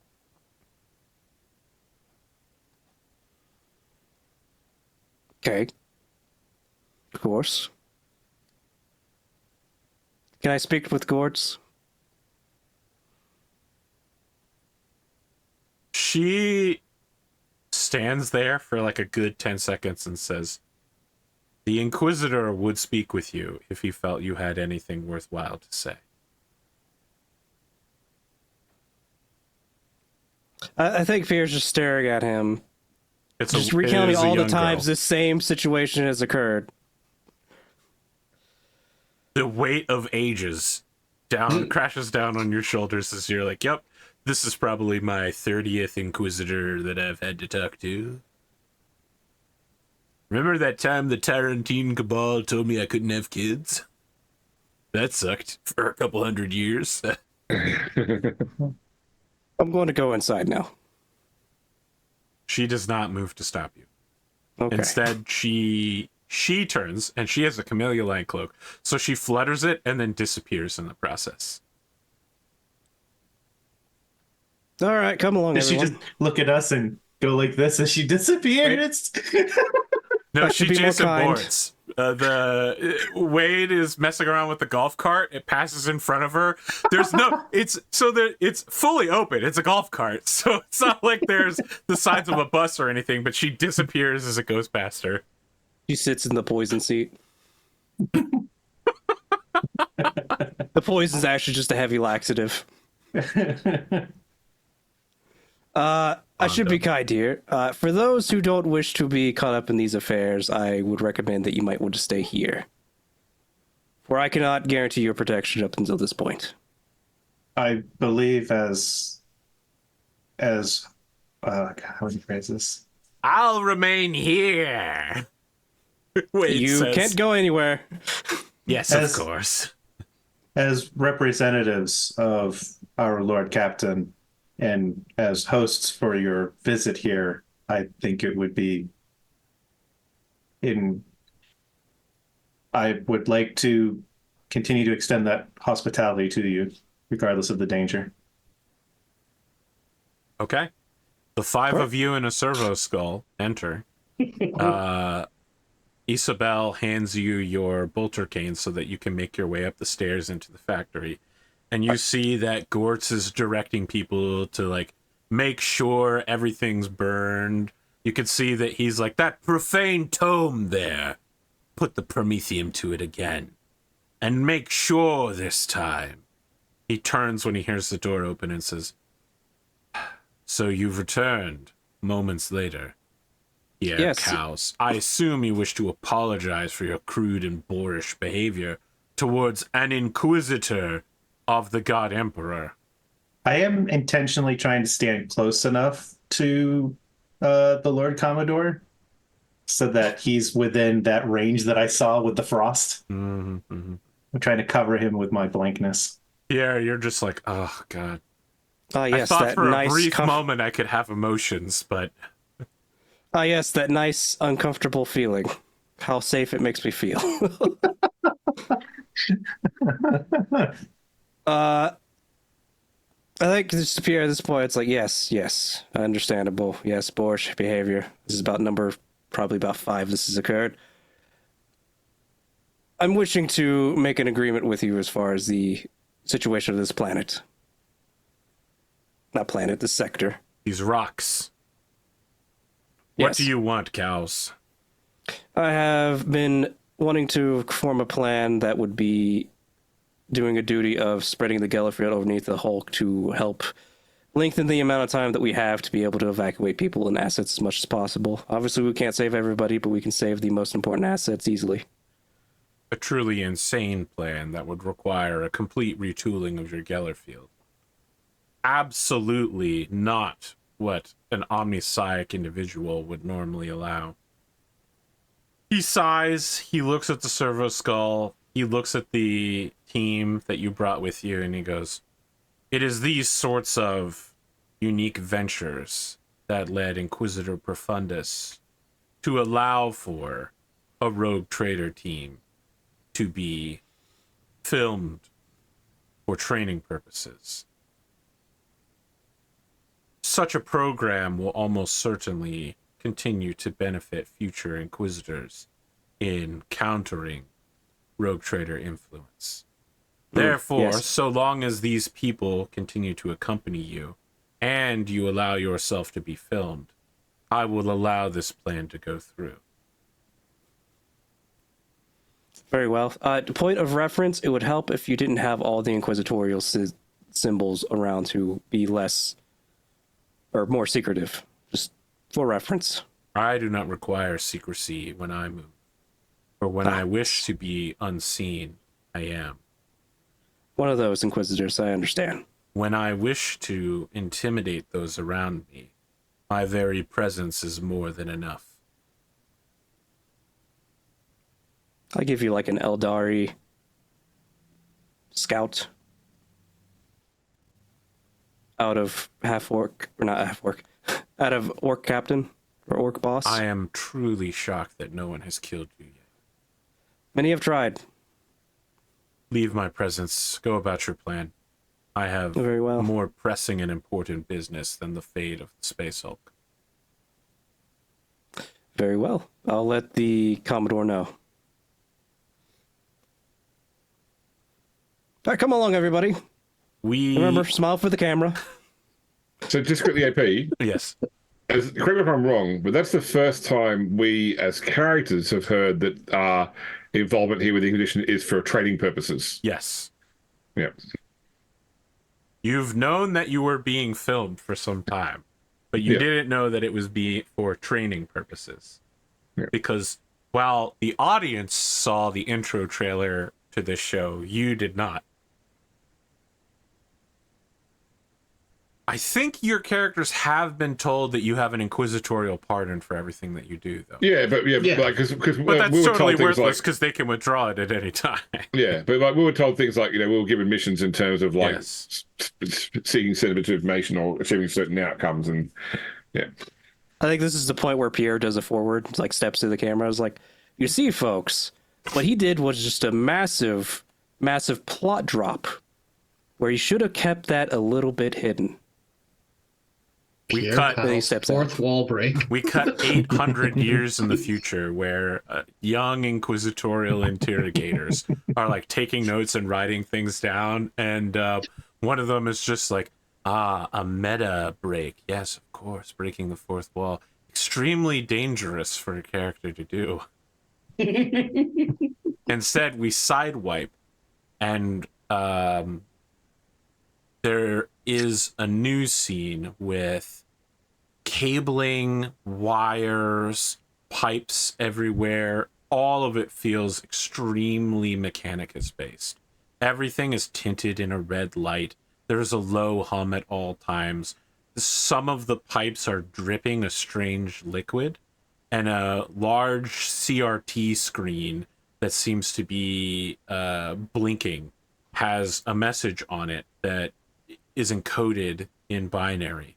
And as it gets decoded, we see a man standing before it.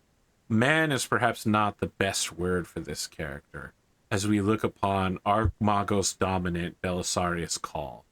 And he turns to another Magos and says, "Pierre Cowles has arrived at the time and place as predicted. Soon, plan will be enacted. We should prepare ourselves for the contingencies. We may have another Pharaoh situation upon us. Send word to Rebute Girimon. The other me should prepare him for any sort of bad formation. This happening could break reality itself." The Magos is like, "Binary at once. Archmage dominant Belisarius Call."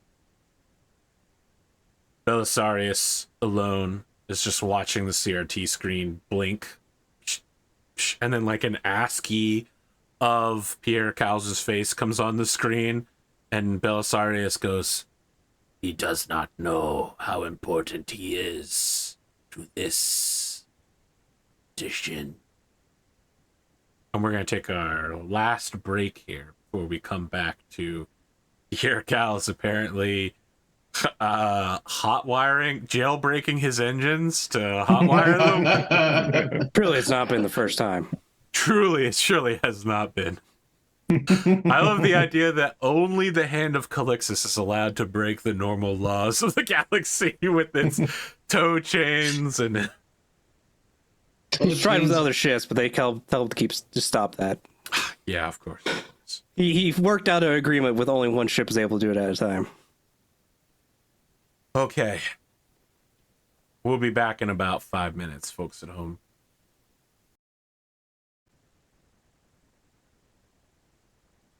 audience at home, you should know that normally during breaks, I get up and move around so I can keep the blood flowing to my legs. But on this break, I didn't get up and move around because my knee really hurts really badly. So I'm going to be cranky for the rest of this episode. Fortunately, there's less than a half an hour left. So what do you all want to do now that Pierre Callis has drawn you down this insane plot to step up and dance to an Inquisitor? I mean, I don't think that. I don't know about the others, but I can't help with what he's planning to sort of try to do with his ship. So I'd already cautioned against it, but if he wants to go ahead, that's sort of I'm him. And I figure that's like the outcome of that will control a lot of other negotiations. Sure, yeah, like how dead you are at the moment when you attempt to extend a Gellerfield over Space Hulk, yeah. I think on the ride back, Velamris is just going to kind of make, not necessarily an offhand comment, but just a comment about, Lord Commodore, we do have some weather satellites that perhaps all things go well, you could find a good place for them. Oh, A place for you to retire, perhaps. Oh, Velamris. We have multiple different trade goods that I think that when the time comes, we can go through them in more detail. Oh, I was just throwing it out there. It's just an idea in my mind. Forgive. Isabel leans back from the shotgun seat to take a look at you here. She's making a significant NPC glance to you. Is it the you need to retire glance? No, Jesus. No, it's the what do you want to do about this trade deal glance. It always starts with that, but then it moves on to what it actually is, I think Velamris is trying to push it as like, why don't you find a nice pretty planet and set these weather satellites up and have perfect weather for all the rest of your days. Not necessarily try to say that you need to move aside and let others take over, but just, future planning. She's looking at you to see if you're interested in this deal or if you want this man removed from your presence. I'm interested in what goods you may have to trade. Okay. She turns back forward and looks at Wade in the process. Always a watchful eye. Just to be clear, like the difficulty with putting all of your goods on the table is that the other side simply says, "Okay, that will do," and when they may have accepted less. So I would rather sort of go through individual options rather than simply putting out everything that we have available to us. I've already discussed the fact that we have control over this very militant religious group. What I can say is that we don't have the authority on the road trader's behalf to negotiate over the physical property of the archipelago itself. So if that's your cost, it's not one that we can authorize to pay. Now, I understand that if you then don't move it, it's lost to the road trader regardless, but I still can't give it to you without that authority. I'm being clear on that, because you could pressure me into it, and I might say yes, but I wouldn't be speaking with the authority of the road trader, and so therefore the arrangement would not be ratified. So if you have designs upon the physical station itself, that's something we'll have to try and find a way to put you in contact with Chaderius Darkwind, which may not happen within the time frame required to resolve this. But as I said, we do have other goods to trade. As my esteemed associate has commented, we have potentially some satellites that are weather affecting that could potentially help to stabilize adverse weather conditions on a colony. I know that you clearly hold many colonies if you hold many ships. And as I said, we have the Wrathful Righteous. I'd be interested in hearing first off how you regard those potential offerings before I consider making additional ones. Well, I mean, for one thing, are your rifles needing weapons? Because I probably have about 10,000 las guns still just sitting in the brig, just collecting dust. Have not been able to sell those in a while. Don't know why. I mean, I would say that the Wrathful Righteous are a slightly more kinetic force. We cut to the wrathful righteous waving around flaming pitchforks. Ah, the end of days is coming! Our time shall be near! Find those who have looked at the Space Hulk and kill them! We cut back to this conversation. So you're needing them to be off planet to be able to do their things. Is that what I'm understanding? I'm saying that they are a Warhammer, not a scalpel. But they are very effective in the hands that wield them. Are there at least 40,000 of them? It's been claimed that there's up to 1 million of them, Great Papa, but it's probably closer to like 50 to 60,000 for the core group. Fair enough. According to this, their training officer is a Sergeant Rassie Van Lucht. Lieutenant. Oh, our paperwork had not been updated in regards to that. My promotion was recent. I see. Wasn't it demotion, actually? A promotion, then a demotion? I was temporarily filling an office without... There was no need for a promotion commensurate to a temporary holding. Fair enough. That sounds so much like the actual military. Congratulations. You've been promoted. You are now an 01 in Antarctica. You will remain there for the next 5 years, and we'll talk about your contract. Look, it's definitely a big business thing. Hey, I need you to do the job several levels up. I can't recognize you for that job or pay you for that job, but it will look really good on future employment reviews. We'll pay you an exposure to the C-suite. The experience is what was most important. Yeah, of course, the experience. Yeah, for your resume. Your curriculum vitae. I can tell you that I once did progress in a job by getting temporarily posted to a higher role and then slowly getting rid of all the people who knew I was on a temporary posting. Oh, damn. Wow, that's the real Pierre Cal's method. Yeah. Now, we've established that Pierre Cal's is just Honda's James Sona.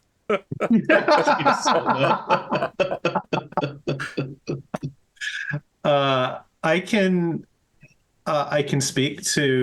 personally speak to their willingness and their motivation. They're certainly not to a guardsman standard, but they are improving, and I plan to continue to do so. As you mentioned earlier about sandbags, they are certainly an effective one. I am intrigued by the Militant, though I don't have my war fleet essentially with me at the moment, as you can tell. If I had that, I could bring more people out of this situation, but that's besides the point. I mean, they could be easily transported anywhere in the Imperium. Simply tell them to clear out the dark holes of your ship while you wait to get to where you're going. That will occupy them. Oh, maybe they can clean those out. It's been a little while. Has been a good century since someone has gone down there and killed all the mutants. Yes. We'll put that one on hold. We'll see the logistics of that situation later. Is there anything else? Any other goods you have? So, I mean, once again, I'm interested in the value you place on what we've offered so far. Oh, okay. Yeah, I mean, I know what the service that you could offer to our rogue trader is very clear. That being the moving of these people and these resources from here to Titan's Lair, provided the ship can't be stabilized indefinitely. And I don't yet know what you consider to be of value to meet those ends. I can't. My deal, Pondo, me. I don't know his all full assets, so I don't know what he has to offer. Because just absolutely making it rain. Yeah. So it's kind of listen, we're coming near the end of the episode. If we want to talk for the next week about potential shit that you want to offer people, that's good. We can wrap up here. So I'm guessing here, and this is out of character comment, that nothing that so Pierre Cal's doesn't need anything that Chaderius Darkwind can offer him. So what we're really talking about here is a deal where we are effectively forming some sort of alliance. And there is a trade deal as part of that alliance, which is a balanced trade deal of I move your goods, you give me X, even though I'll find a use for it, even though it's not pretty good at what I need. But what we're really talking about is the benefit of the joining of these two houses in commerce. Matrimony. The marriage is a completely side thing, but like it's establishing a commerce between these two houses. It's not just we do this deal and we go our separate ways. No, that's what I'm saying. Is I don't know what Tradewind's assets are in comparison to be able to. Ladies, like, this sounds interesting. How do you not go crazy over Grimdark James going, forget the marriage. What's important is the assets involved. I'm interested in the assets. The marriage thing is something else completely. Yes. I think it would be really interesting if, like, all of the people that are going to die here, when this whole thing rolls over and dies, and we try to get what we can out of here, that the wrathful righteous might survive this. Incredible. And that's awesome. I really like that potential. Then there's the idea of the wrathful righteous on Titan's Lair, a feudal world with a bunch of burning pitchfork maniacs running around. It's like Murder Train from the How I Met Your Mother soundtrack. They're just running around going, murder! I mean, it sounds like their path to survival might be in the bowels of Pierre Cowell's ships. I suppose the other thing to call out, therefore, is that obviously Darkwind has holdings on a planet called Titan's Lair, and that might imply something about what that planet has to offer. So there may be, although we're not talking about what Titan's Lair has right now, that might be something for a future it's a night opportunity. world. It definitely has Knights. And given the fact it's called Titan's Lair, one can suspect that the Collegia Titan might, or whatever it's called, might operate out of there. The Collegia Titanicus. There we go. That sounds intriguing. That would pique interest. As long as you just say things vaguely Latin, you'll probably be close. Yeah. But likewise, obviously, like Holly or this group can't offer you anything that Titan's Lair has to offer right now. It's more a case of, do you want to get in bed with this rogue trader now for the opportunities that a world like that presents in the future? Yes, that's the issue that Pierre has. Is like, you guys aren't the guys I need to talk to. This is the issue. Well, just to reframe it, their job is to resupply a starship, and they have the assets needed in order to do that. You need to talk to the rogue trader and the entire dynasty. Their job is the same as the F1 guys in the garage. Yeah, but if you wait for the rogue trader to get here, what you can offer may have already expired, because what he has here on the archipelago is lost, then you've got nothing to offer him potentially. So what James did is, when I reframed it, he reframed it to add a time pressure, so that you didn't think you could just walk away from the deal. Incredible. It's almost like he's got some sort of sales experience or something. There's an agenda going on here for sure. That's what I'm trying to figure out. This is what I'm trying to not have happen, where he just somehow completely undermines me in some way. Yeah. Look, this is my marriage all the time. Like, every time I tell my wife, "Hey, we should do this, and this is why we should do this," and then she goes, I agree that we should, but I can't help but feel like I've been sold to. That's what I'm suspicious of. Is like, what am I not seeing here that James is talking to me about? Somewhere in the corner, Wade the Old Tongue's just like, I don't know. I really like what Sister Holly has to say, and especially this James character. All right, take 30 experience points. All right, and I do like the idea that on one of these rides, like while we're on the ride, Rassie, it's like, after hearing your comment about corpse starch, and sure, you could have a better experience with it should it be something you desire. Here's a list of ways that I have found to prepare it in a more interesting fashion. I feel like it's like a gift. I feel like all your corpse starch add-ons could also be flavor names for vapes. Probably. Isabel looks over the list and says, "Oh, this is one of the ghost peppers that's made up of actual ghosts." I see sarcasm is lost on the guardsman, of course. Oh, look, this is that one thing that the Living Saint Dawn had that made everyone go absolutely apeshit. You know that plant? Oh yeah, we still have some of that. Oh Any yeah, of you we can melee crush it up fighters? and put it in your corpse starch. Great, Papa. I'm sorry. I'm unfamiliar with the It's super heretical. sarcasm. Don't worry about it. Oh no, I've never No, heard sarcasm the is word also sarcasm heretical. before. Oh, okay. I guess by technicality, yes. That's it. That's never mind. the Isabel, last- you're no fun sometimes. Suddenly, Velamris is like, I wonder how many sarcastic comments I've made in the past. I don't think I've made any. Isabel says, I may not be fun, but I am your seneschal, Great Papa. My job isn't to provide you with fun. It's to provide you with the living understanding of your empire. It's really big, and it's a full-time job to help you run it. Yes. I've been living with said empire. Yes, I know. I understand. I'm just one in a long line of seneschals. I know. One day I hope to live up to their example. You've been the best one so far, trust me. That's so nice of you to say. That's it. Are we good for next week? I am. Yeah. Yeah. All Next right, week Pondo. it's the- We'll talk during the week if you've got ideas on 20 things seconds. that you'd like to acquire for trade. Yes, that's what I need to know is like what are all the assets he has currently It's on ship. just a lot. Just imagine any asset. Look, here's the real thing, right?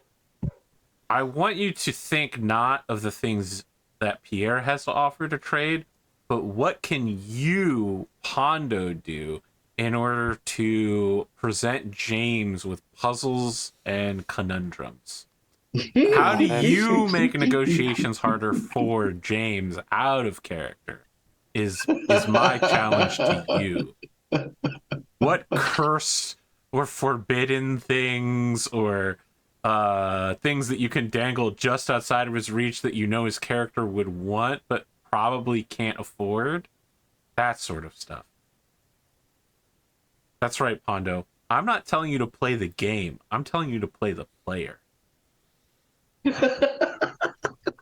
I'm still fully expecting like James somehow to get the better end of the deal. I don't know I how. understand, but we can only plan for the situation we have. You have There has been a literally couple of ideas unlimited that I've funds and gotten. imagination to make this happen. Yeah. I have gotten a couple ideas based on information and conversation. Any post-episode thoughts on this one? I want to say that I absolutely loved how Pierre Kyles was just basically this cocky, blowhard, swarmy sailor captain type, just running through like Inquisition. Go fuck yourself. I've seen so many of you. You're nothing to me. He's too old for this, man. I love it. I love the energy, man. It's just like, oh, hey, this guy wants to come out and use my real name. How dare you? Well, I guess Oh, we're I gonna see. That's square how it's off going to now. go. Mr. Number 5. I like the fact that by calling out you were surrounded by your own family led to the whole meme about everyone trying to kill you, including the people that weren't.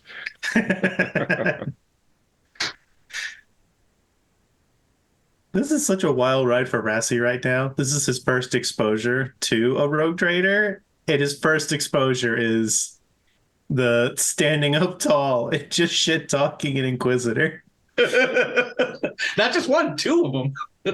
It's like, oh, geez, okay. Yeah, I wonder if this is what Lord Captain Darkwind is like. This is definitely not the best first impression of what it'll be like to work with an rogue trader, essentially. I also love the idea that James threw in chat there about Robert ends up becoming so emotionally invested in us that she's the one that kills. Yeah, that's not going to Gort. happen. Oh, come on, AP. That would be glorious if it did. All right. I'll just, long-term goal, convince Roberta to kill You have us. made absolutely zero attempts to get her on your side. Just watching over you is... you're more like disobedient pets that she has to follow around and clean up after. Or Than... the cats that she's trying to hurt. I got you. Clearly, her emotional attachment is needing to see what we do next. So we just need to make sure that we leave her on some cliffhanger before Gort tries to kill us. And the only way she can find out what happens to us is to kill Gort to save us. that's what it's going to take. You know, she might be an assassin, but what she really is, she's a middle-aged woman watching daytime television. She's a young woman. She needs to know what's going to come out of, you know, is Charlie going to come out of the coma and tell Savannah how he really feels about her. Audience at home, please lift me up from this situation. These guys are so far down the river with this headcanon. I would really like that. I think it'd be really funny for Rassie to have some interaction, but Rassie's under the impression that he is strictly prohibited from like doing anything except like explaining what he does. No, I don't think anyone's prohibited it, but you could talk to Robert anytime. Well, we have kind of through the serval skull. Yes. Once or It's twice. very easy. Why you guys haven't tried it yet? Once or What's the twice, just meaning? been like, Because if there was Rassie ever is a time for you to help 24 us- intelligence guardman. He doesn't think he's allowed to.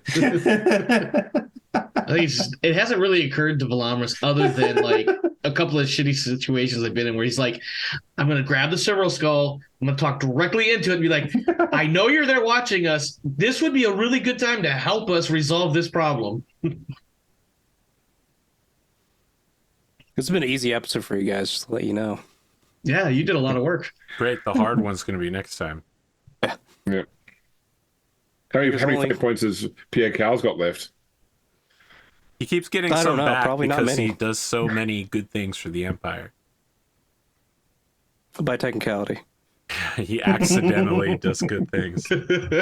Oh, so like the Stars Without Numbers group. Yeah, exactly. That's all that matters. This is by technicality.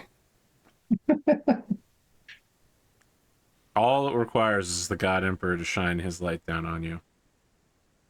I gotta say, I was expecting Pierre Cowles to show up, shake up and cause a ton of problems for us, and then like I don't save understand. That's us so exactly what happened. I'm just saying, well, coming into this, I was expecting like all of that to happen, and then, you know, him to be the reason we're transitioning into continuing and not just dying here.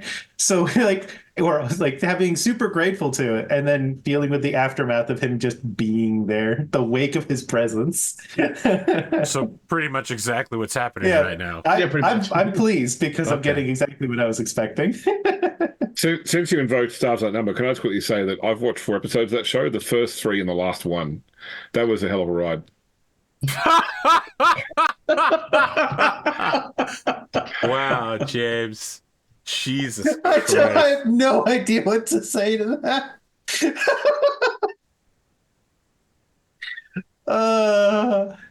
You're missing about 30 episodes. I know. It's just that, like, I got in the car the other day to do like a long drive, and I picked up my phone and like, what should I put on to listen to? And it came up like APGamingREAL is streaming right now. So okay, no worries, I'll put it on. Oh, it's fun. It's a Valley of Stars and Number. I'll leave that on while I'm driving. So I heard the whole show, you know, on my long drive. So Well, what's great is at least, like, well, I don't even know, honestly. No, just that. Where do I go with that? Watch the first 3 episodes and then the last one. You don't even what a know ride like it was. half the shit that's happening. You have no context. I got one of your favorites today, Arthur. I got somebody commenting on my first Dark Heresy video on YouTube saying, "Oh, this sounds really poor quality. Get a better microphone. I can hear you breathing." And I was replying like, "No worries. You know, just so you know, when we recorded this 10 years ago, we didn't really." Oh my god! They that don't does check that happen. aspect. Yeah, but I did say if you want to hear better produced stuff, go to the APGamingREAL channel and you can see us doing whatever stuff there. Oh in my better quality. god! I could feel my pulse quickening from that comment. It sounds like a time Total Warfare. Yes, Actually. for sure. There's definitely been a comment in the last year where someone's been like that, and I was like, "This video is 6 years old. I don't know what to tell you, man." But you got this role wrong. I was like, yes, thank you. That's That's the gist of the series whole is over show. now, right? But that was almost like Did you read main the other thing. 30 comments that said the same thing? You know what? I will definitely do that correctly in the next session. I hate to tell you, but you're about 5-6 years too late. Thank you for your comment, though. You have a nice day. But you never know what someone who's commenting is going through. You know, they might just be snapshotting something on the worst day of their lives, fully locked in, just fuming. If you're fully locked in and fuming right now on YouTube, not only should you comment, but consider liking and subscribing on this video in order to improve my YouTube analytics. And with that, we're gonna play ourselves out the door. Have a good time, zone.